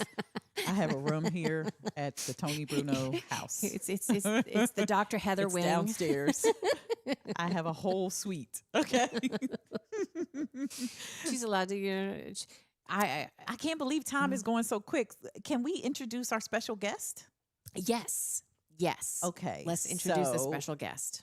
Is everybody And ready? it's not this guy. It's not that No, guy. No. Her name is Dr. Vulva. She is actually very famous. Okay. Really? She's very famous. Dr. Vulva has been on television. She's been on podcasts. She's been on all the things, radio, So I'm going to introduce her. And if you have any questions for her, just let her know. But she's going to just tell you a little bit about herself. All right? All right. You ready? I'm ready. Hi, everybody. My name is Dr. Vulva. How y'all doing out there tonight? I'm all right. I'm a little dry right now. Oh, that's bad But when you're dry. I need some lube on my labias. What y'all doing? I like to be moist. Give me some more. Give me some more lube. Lube is good. Hey, Miss Robin, Yes. What? Yeah. do you see my flowers? Where my mom used to call. Did you know that my mom, when I was growing up. That's the one thing that was not normal. She used to call my clitoris. Well, no, everything. My vulva. She said flower. It was a flower. It was my flower. Well, I got a flower, aka clitoris, right there. See? I wonder how many people are still completely, even women, that are completely still totally unaware of the parts of the vulva. I think there's a lot of people who don't understand how many sensory receptors I have connecting to my clitoris. All right, so go through this. So, what is the brown part? This is the outer labia, inner labia. Wait, let me look. Inner labia. This is the vulva, people. The vulva. It is not a It's vagina. not a vagina. The Where's vagina's in here. Bam. inside. Right? Okay, is the vagina just the opening? It's the shaft. It's a vaginal shaft. That's the vagina. So it's the inside Yep. portion of it. Yep. Okay, so what is the outside Look at this. portion? This is amazing. I love my Dr. Vulva. She's Okay, that's the hood. yes. There's a hood. This is the hood. Yep. It's right here. And so there are various looking vulvas, right? Yes. Sometimes people have an outer labia that covers everything, Right. like this, right? Sometimes people, their hood might be out like this, or in, Or they have or they Very- have a really, really small hood that maybe you can't see. Some people have a hood that covers a lot. their clitoris, right? So all of these different types of vulvas require different types of touch and stimulation Mm-hmm. for them to have an orgasm. You know, I always tell people if you're unable to have a vaginal orgasm, practice having some kind of toy or your hand on your clitoris so that you can have an orgasm while you're having intercourse, if that's something that you want to do, right? But Dr. Vulva is, I bring her everywhere because people are so interested. Like, oh my gosh, let me see. I used to bring this in the high schools. I used to work in the high school. I was like the sex lady in high schools in Miami when I was in school. And it was amazing. The boys, oh God, I used to have the boys and then I would see the girls. And Separately. the one separate, oh yeah, because yeah. they could Yeah, not they be couldn't, in yeah. the same room. They No. would giggle and never say anything. But, I never forget this one boy, he was the first person to speak one time. He said, Dr. Heather, isn't there one hole? And that's when I bust Dr. Vulva out. But, our kids, they really don't know, but I they're know. already having sex and they're already I doing know. all these things and they think there's only one hole, so I Ugh. think was sad. The first time, so my brother Rex, I have two younger brothers. One is 15 years younger and one is 17 years younger. My Mhm. 17-year younger brother Rex, I remember picking him up from, I guess was it elementary still? Or maybe, it was like seventh grade. It was like seventh grade.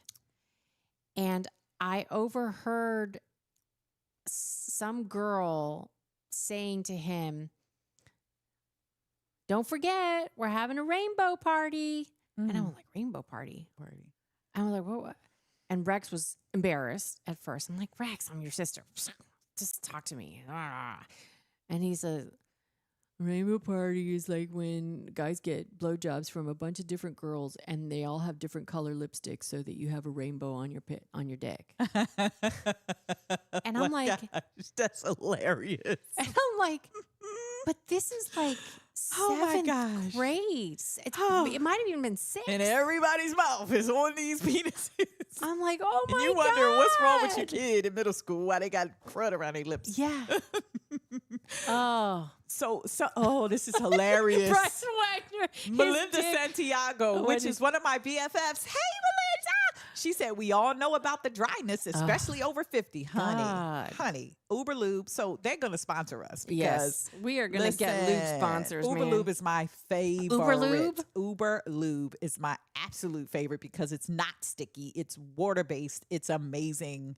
It's not sugary at all. No, Because it's awesome. I get a yeast infection at the drop of a hat if there's anything weird going on down there. And it's very difficult for me to find a lube that doesn't create yeast imbalance. Yeah. Yep. Ugh. Yep. Especially when you have going through hormonal changes. But let me tell you, Uber Lube is great. It says, Heather, I will Venmo you $5,000 right now for the hand puppet. Wait, I have to. Brian Wagner, you are just on the ball, right? He goes, his dick looked like Roy G. Biv.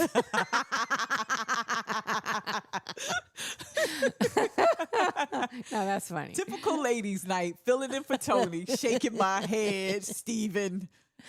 I know. This is not what you expected when you tune into the Tony Bruno show.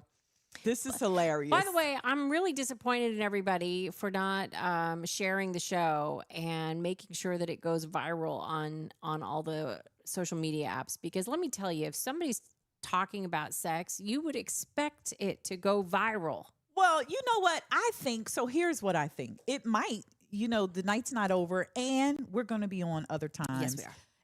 But a lot of people want you to be talking vulgar. They want you to be talking different. We started out talking about love. It probably was like a snooze fest for some people, but not everybody.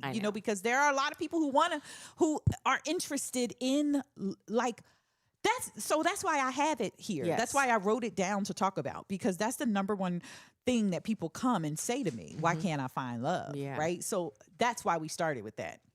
Well, since we are later into the night, as we are later into our lives, and we were talking about, Melinda was talking about dryness over 50. Here are some more questions to Dr. Ruth Westheimer from back in the day. These were questions from older adults. Is it true that people lose interest in sex as they get older? No. The short answer is no, right? It's because But there is a perception. Everybody is different. There is a perception, right? But research doesn't show that. It does show that when women are in perimenopause, menopause, and postmenopause, there are a lot of issues around desire. A lot. But nowadays, because there are millions of women in menopause and post, things are changing, right? They're doing research so we can be happier. We can be on hormone replacement therapy, HRTs, and we can have desire still. But let me tell you, when you're so think about your 20s, 30s, 40s, if you're not in peri, right? You actually have a higher drive. So 20s, you are like, well, research shows, wow, okay, this is great. But then you learn things. So in your 30s, you learn things now, right? So you're like, best sex I ever had was in my 30s. oh my gosh, what the hell was I doing in my 20s? Because this is the bomb, right? I take that back.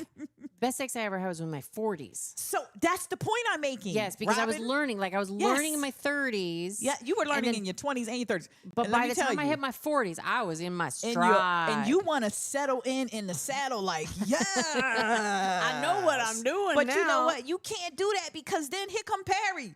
So listen, I'd have named her Roxy. She comes to me whenever she wants. And let me tell you, she rocks my world. That's why I call her Roxy. It's all, but I don't always let her. I don't know if y'all know, I got my little fan right here. Okay. Got my little fan. I turned the fan on until because we in here drinking wine but anyway, I definitely lube, desire. It's all how nowadays go see your doctor. And if you have a doctor that's ignoring you around your desire, you need to go see a specialist. There are sexuality specialists too, But now, medicine doctors. I mean, like MDs, not PhD like me. I'm talking about here's MD. a realistic thing that people, it's not necessarily that older people lose interest in sex. Right. It's that older people oftentimes are on more medications, and medications affect your sexuality. It does. It affects desire. It affects. But it affects you even in your 30s and 40s if you're on medication. Yes. Especially high blood pressure medicine, which I know a lot of people don't know. High blood pressure medication is like zombie. It makes you feel like you don't have a desire. You Right. know, in men, if you know, so I'm going to say my penis carriers, if you're on, and if you've experienced this, you know what I'm talking about. If you're on high blood pressure meds, you don't have a 10. You're not erect at a 10 or a 8 or a 9 or a 7 or a 6. You lucky if you get to a 4 or 5, you know. And I'm saying because there are different variations of being erect, and you can ejaculate on different variations of being erect, right? Now, here's a question. What if, because I know that there are men who, there's a difference, right, between being able to get erect, having the desire to begin with, and then not having a full, fulfilling ejaculation, right? So there's 3 different things that a lot of men deal with. Whereas like the older they get, maybe they don't have as high of as much ejaculate. And so it's not Well, like, that does happen, and that's sometimes that's related to medication. medication, yeah. You know, and sometimes it depends on mental stuff too. Like, you know, mental health is important for like everybody, Right. because sometimes if your mental isn't right because maybe you couldn't pay the bill and the lights got cut off, like you're not going to be Right. ejaculating.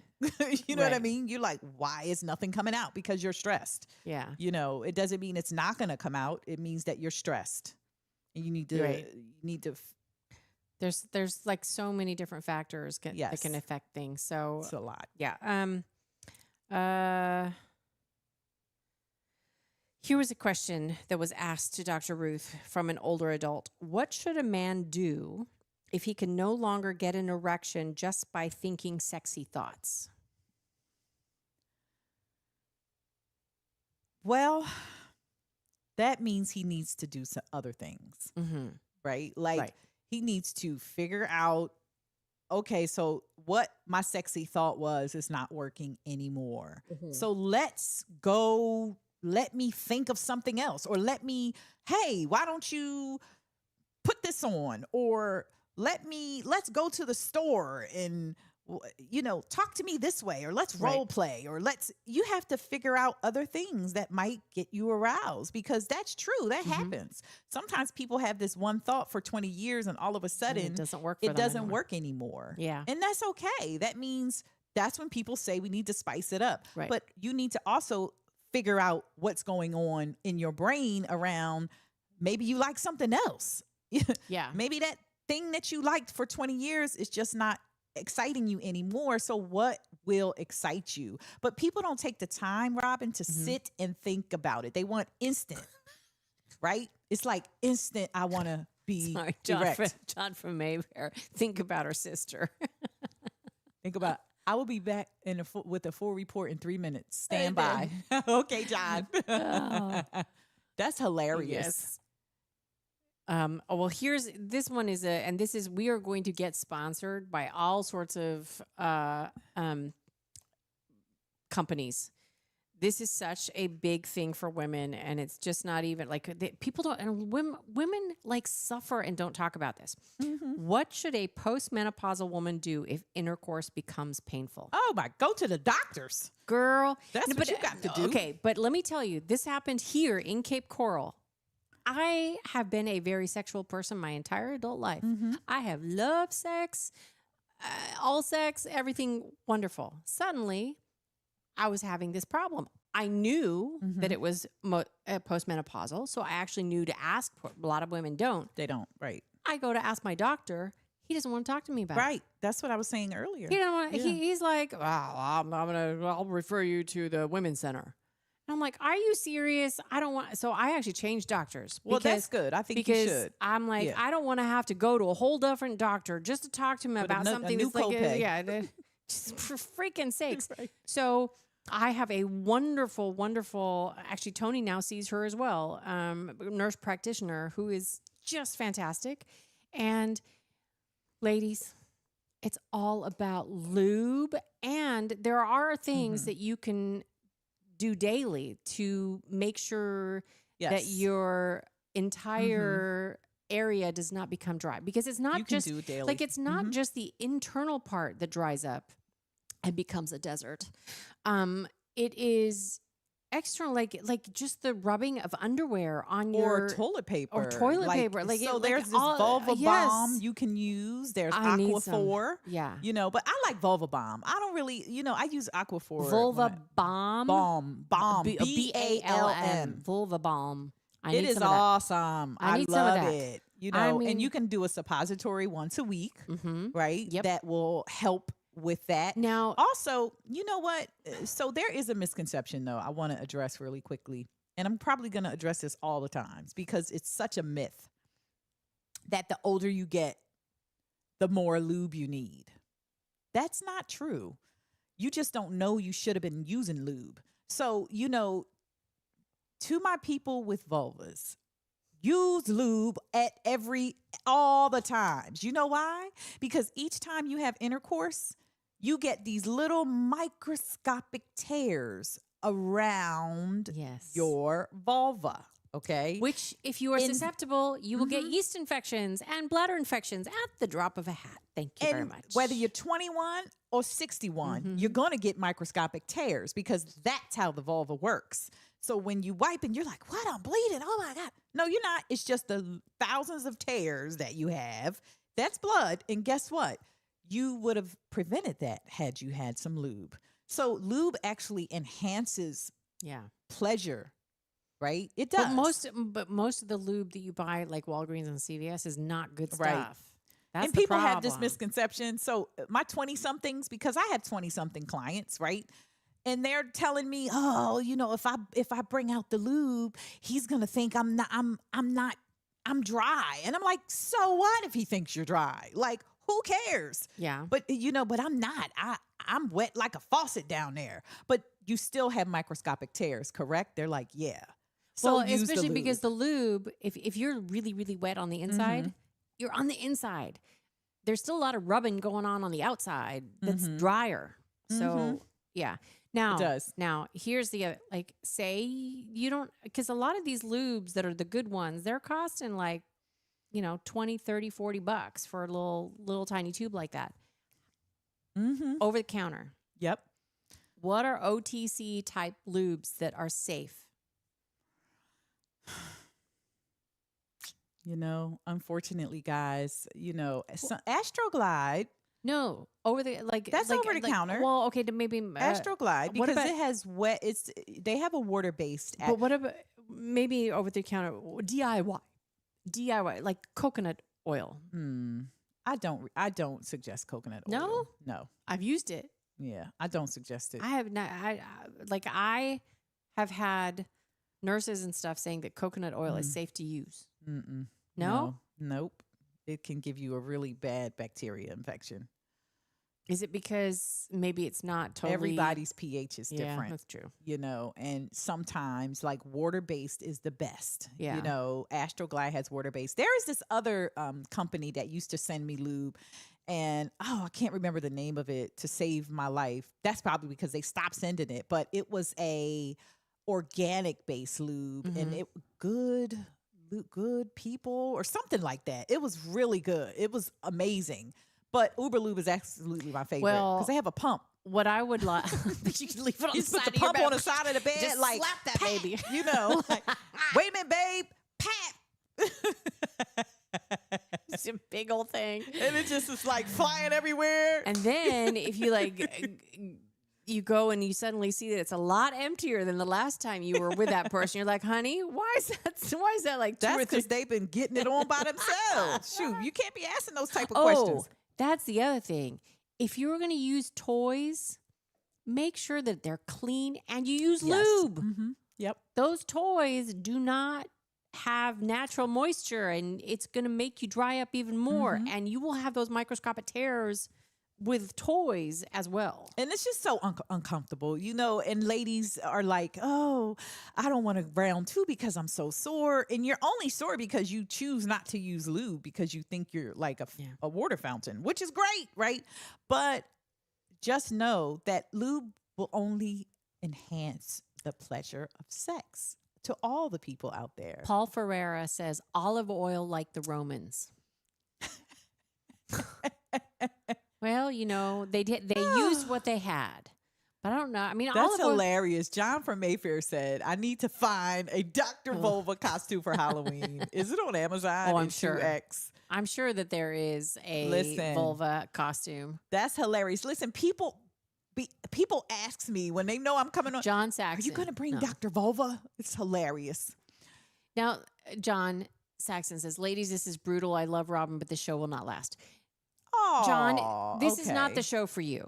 Obviously, I know that we are doing this show in the Tony Bruno time slot, and the only reason we are doing this show in the Tony Bruno time slot is because Tony is upstairs in bed on doctor's order. He is he's in the chat room. I didn't think that this would be the right show for all of you guys. And that's all right. That's fine. That's okay. We know that. Tony will be back. This But will be a separate show. This is going to be a separate show, not on the Tony Bruno's time slot. Whoops. What just happened here? And you will not have to worry about it. Yes. All the things great because he's the best. Oops. What just happened? So John, it's okay. We'll see. He'll see you when he comes back. Yes. Have a good night. Bye. But yeah, no, we goodness gracious, what is going on with It my says Uber Lube's pump looks eerily similar to an old-time dynamite igniter box handle. Oh my gosh, that's funny. I love it though. Dottie good. M says, wow, I've been using it for years, at least 10 to 15 years. Organic fractionated cold pressed coconut oil in a pump. My husband loves it.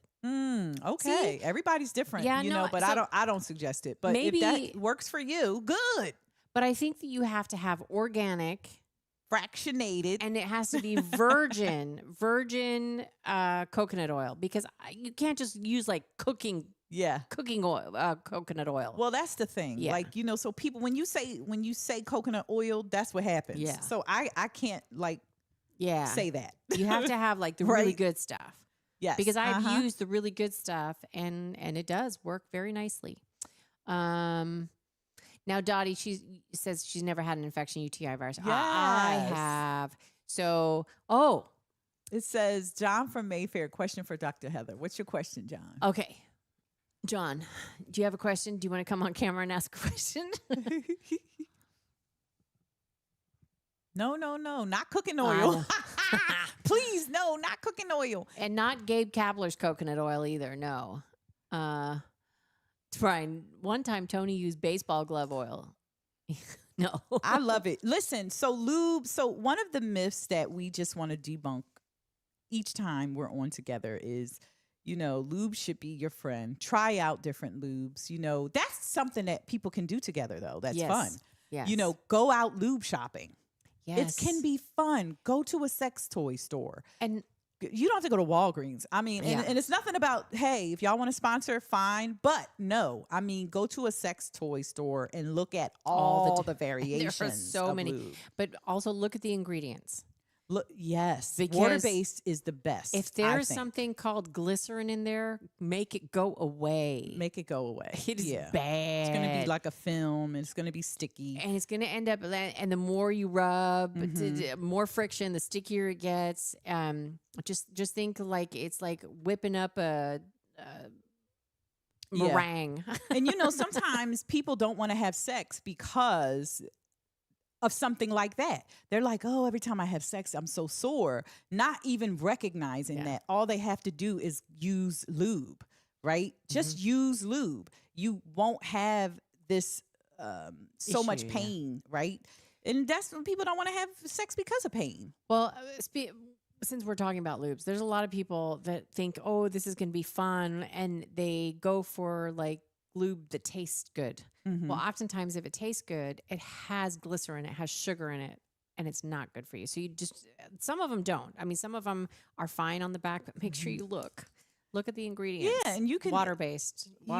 They even have lube specifically for toys too. Mm-hmm. So look that stuff up too. That can be a great outing. Like that could be a good date night. with your person or your friend or whoever. You can even do this with friends. Like, hey, let's go out and look around in the store and look at all the new stuff they have. You know what else? Like if there are organizations that will have toy parties that'll you can like host one at your house, and it is hysterical. The people that host them know how to talk to you and how to bring people in that are really uncomfortable about stuff. It's awesome. I highly recommend it because you will laugh. Yep. Trust me, you will have a fantastic time. It's so Can I much better. say something? Yes. Okay, because I haven't contributed as much to the show. Oh, That's yes. okay, Bisa. This is a lot. So, no, there's a lot of things I could have said. Well, you should. No, okay. Well, here it is. So last weekend, my husband and I, we went to an adult party and we entered a raffle, and I actually won something myself. What did you win? It's it's this self-thrusting machine. So it has the different attachments, and you turn the crank, and yes, yeah. I've seen those. I actually have one that you stick on I won this too, because you stick it on the shower wall, and the man puts the penis inside of it, and all these different vibrations. Is it like a fleshlight kind of It's a thing? Do you shaft. stick it Yeah, on the? you just put it in. You just stick it on the wall in the See, shower. mine's like, it's almost like it looks like a carrying case almost, and it has little suction cups that because that thing will move. It will move. What's it called? I heard allegedly it will move a lot. No. I've seen Allegedly. What's the one that I'm thinking of that it almost looks like a saddle? You're not talking about A that. Sybian? Sybian. I've allegedly heard those also are very fun. See now, okay, I will For totally science. admit I have tried a Sybian. I did not care for it. It was there. I could not put it on a slow enough Level. that made it okay for me. It was too intense. Like I was like, whoa, Nelly, whoa. It was too much for John me. from Mayfair wants to talk. Okay, John.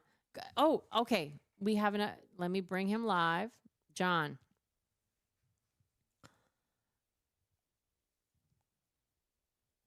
We're going to have John come here live any minute now. Hopefully this is working. If it's not working for John, then that means oh, no, there he is. Okay, hold on. John, do you want to be live for everybody? What? I'm live. Can you hear me? Okay, Hey, yes. there he John, is. there you are. Hey, John. I'm enjoying this. I think this is hilarious. And I don't mean hilarious as it being stupid or anything like that. I just think, you know what? This is a good thing for humans. Yes. Okay. John, Thank I you. agree. Thank Yes. you. But I'm also out there throwing darts and saying, You're it's- hilarious. But there's nothing wrong. There's nothing know. wrong with that. Like I Well, know a lot of times, especially if it's an uncomfortable subject, it's natural for some people to kind of like go to the joke side because it makes it easier for people to talk about stuff, and that's totally fine as well. I mean, Yeah. this is the laughter. I think allows you to talk about things that are normally not easily talked about. I look at everything from a marketing standpoint, like Dr. Vulva. Come on. That is a winner. And like I said, can an old oven mitt fill in for that? I mean, John, did we ever meet before? Do See, I know no, you? John, I Well, bet you your wife could very your wife well. could make you one like that. Tell her to That's- bring out get out the sewing machine. Hold on a second. Can I see Dr. Vulva for a second? Yes. Okay. It looks like a beret. Right? I mean, they did have the pussy hats a couple years Yeah, ago. which- Yes. Right? Yep. And and then cheesesteak hat if you lived in Minnesota or Wisconsin, I should say. Wisconsin. But, Yep. yeah, so what the hell? You never What know about what the happens. Dr. Vulva hat, right? Now Like- I have to ask you because I know that the little rose is the clitoris here. What is this part? that part is on her. Hold on. Wait, is it right there? Because I'm gonna This- tell this you what part. it's the That's my favorite it's the part. G spot. So let me tell you, Okay, no. the G spot is not actually a spot; it's an area. Yeah, well, this Yeah. because I do not like this. It's like, an This area. is too sensitive for anybody to touch right there. Mm. Touch this part all you want on me, And it's but long not like that because it's actually and it's inside. under, Yeah. but it's Well, very big. Oh, Only oh, only certain people can reach the G spot. Well, Well, yeah, that's why you have it to. depends. Look at you, John. John, knowing all this. I know that's right. it's easier. I'm to, like a fucking astronaut. it's easier to reach the G spot for most women with a finger or something rather than because oftentimes it's like up. Like, okay, so look, this part right here. Uh-huh. I can't If say you it, but okay, that's if all right. this there you part go. right here, if you make this go inside like it's supposed to, Yep. that's on the upper. So this is up inside. Yep. Mm-hmm.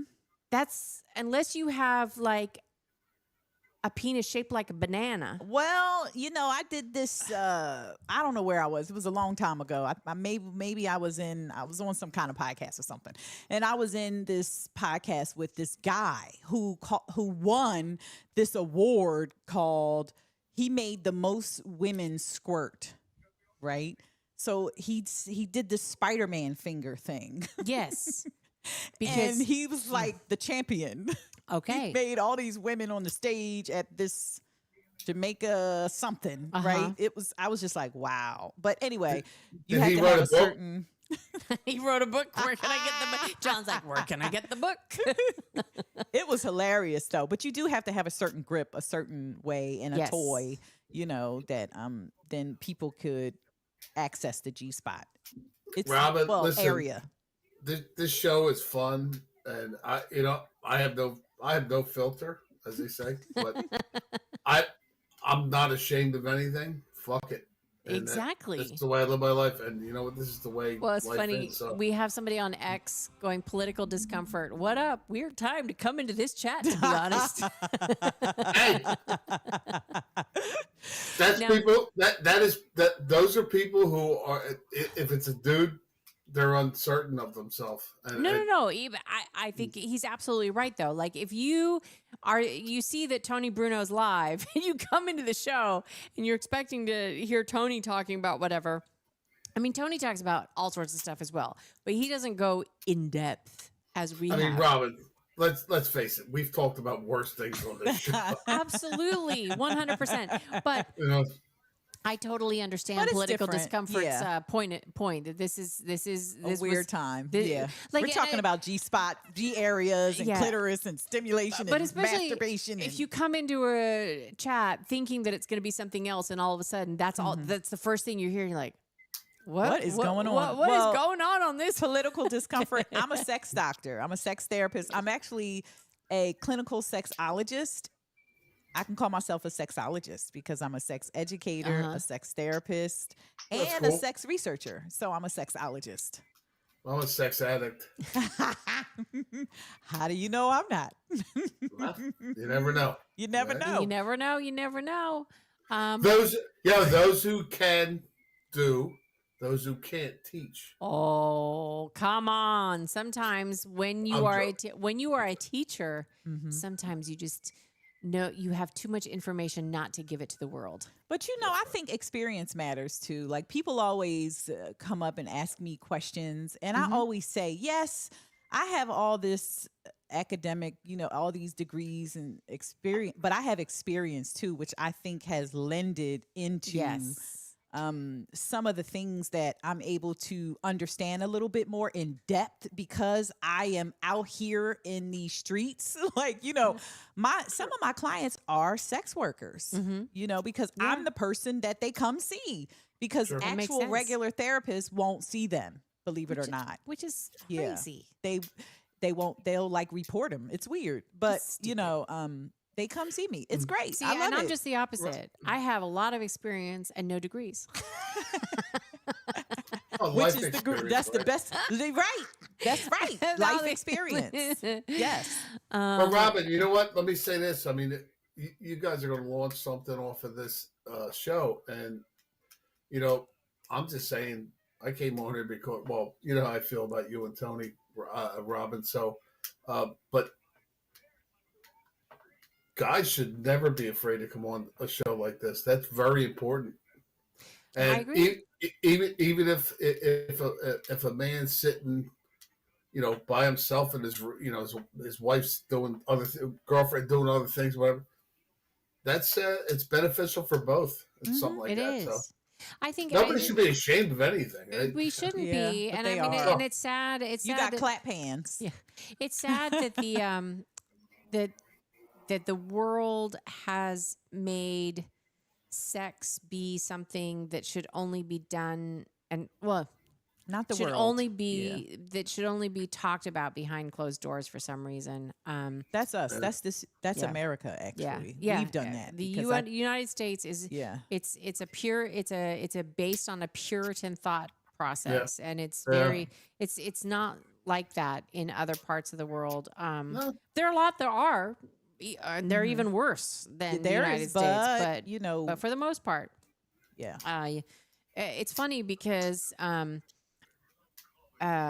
you know, you bring it all back to religion and stuff, that the Puritans left Europe because they thought that the Europeans were too loose, that they were too so they came to the United States, and they are the basis of a lot of things that happened, how things started in the United States.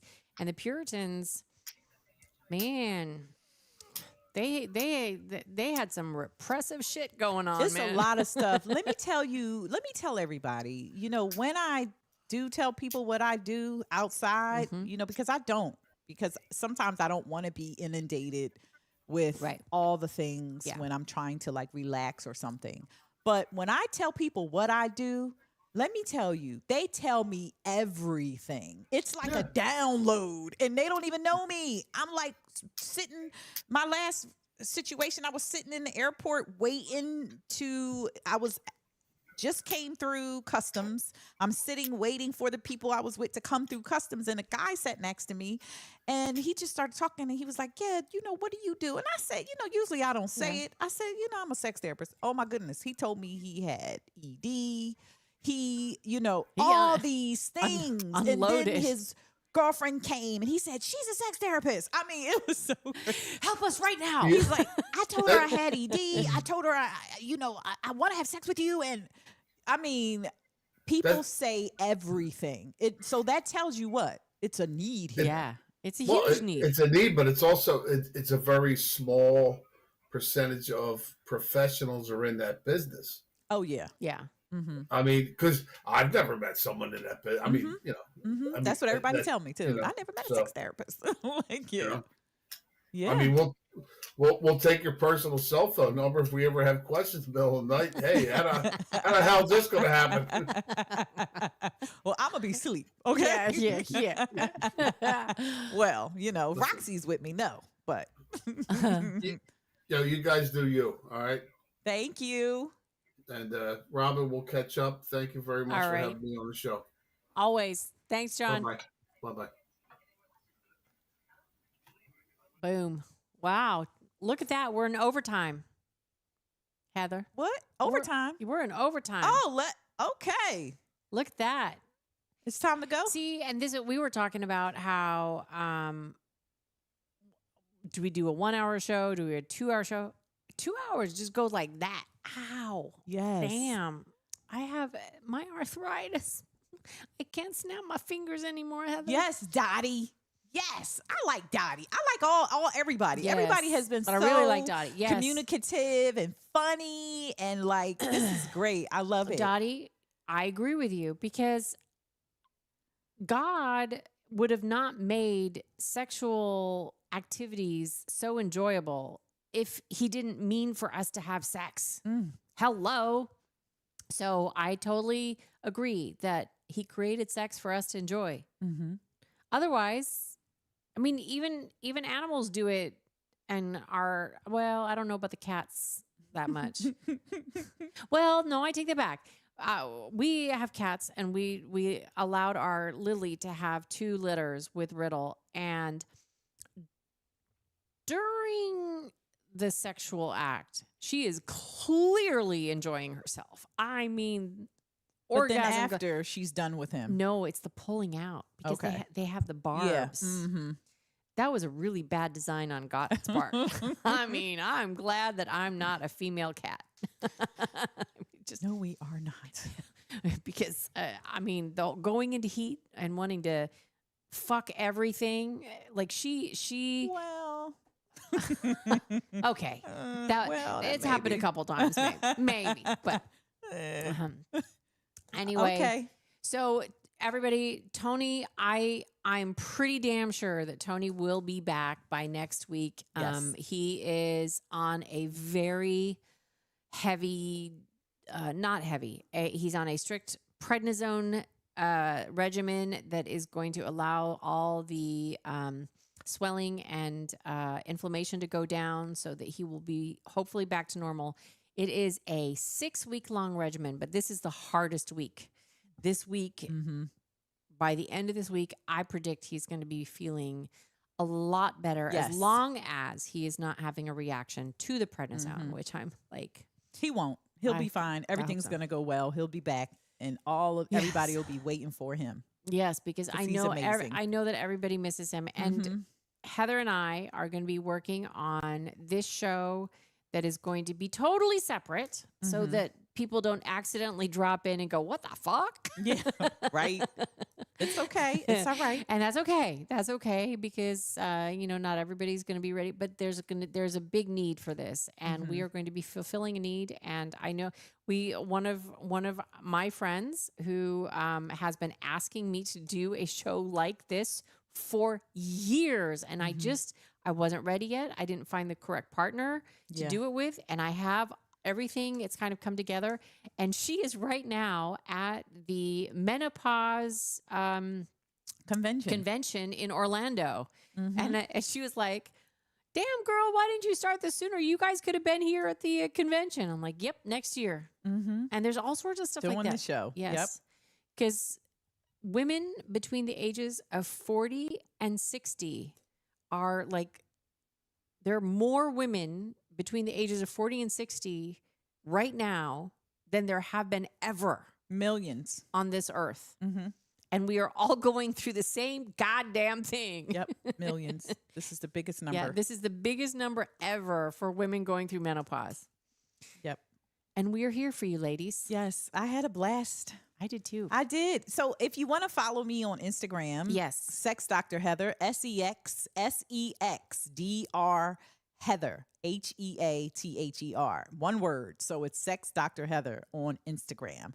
So follow me. I do daily tips. No, not daily. I do it on Mondays and Wednesdays, and Thursday I have a therapy tip video. So follow me.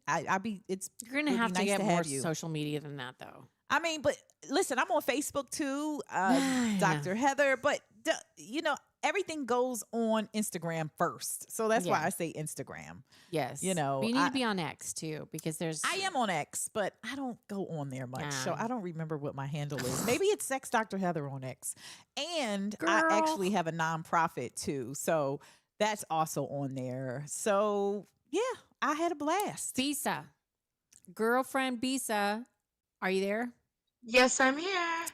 You are awesome as always. I know you didn't speak quite as much as you might have otherwise, but I hope that you will be joining us the next time we test things out. And we need to workshop some names for the show.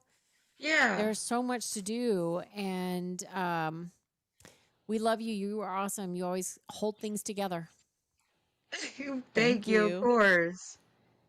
Yes, and I'm going to use the same music that I normally use for Tony when we say goodbye, because it's appropriate. Bye. So thank you all again. Whoops, I have to switch back to the normal Tony solo. Boom, boom, boom. Thank you so much, everybody, for joining us here on this off night with Tony being out again. I am Miss Robin, and I was joined tonight by the fabulous Dr. Heather, sex therapist, and Bisa. Bisa out in Las Vegas, holding down the fort. We will be back with our show again some other time with a schedule. But next Friday, all going well, Tony Bruno will be back in his chair and things should be back to normal. But in the meantime, have a wonderful night, have a wonderful weekend, and don't forget, the best place on earth is the United States of America. Thank you so much. Don't drink and drive. What does Tony say? Don't drink and drive. Don't Use lube. We're going to add that in there. Use lube, and God bless America.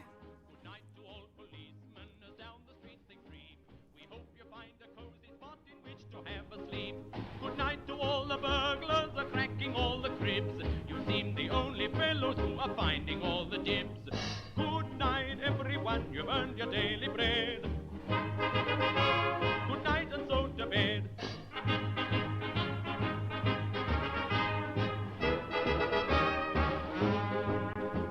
Good night to all the postmen who call at our address with welcome little letters that are marked HMS. Good night to all the firemen, we hope you're safe and well, although you go to blazes every time you ring your bell. Good night, everyone, you've earned your daily bread. Good night, and so to bed.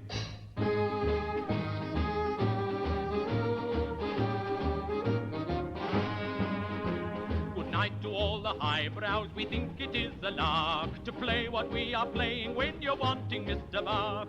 Good night to all our authors who write us books galore, and though we don't know which is best, we know one who is sure. Good night, everyone, you've earned your daily bread.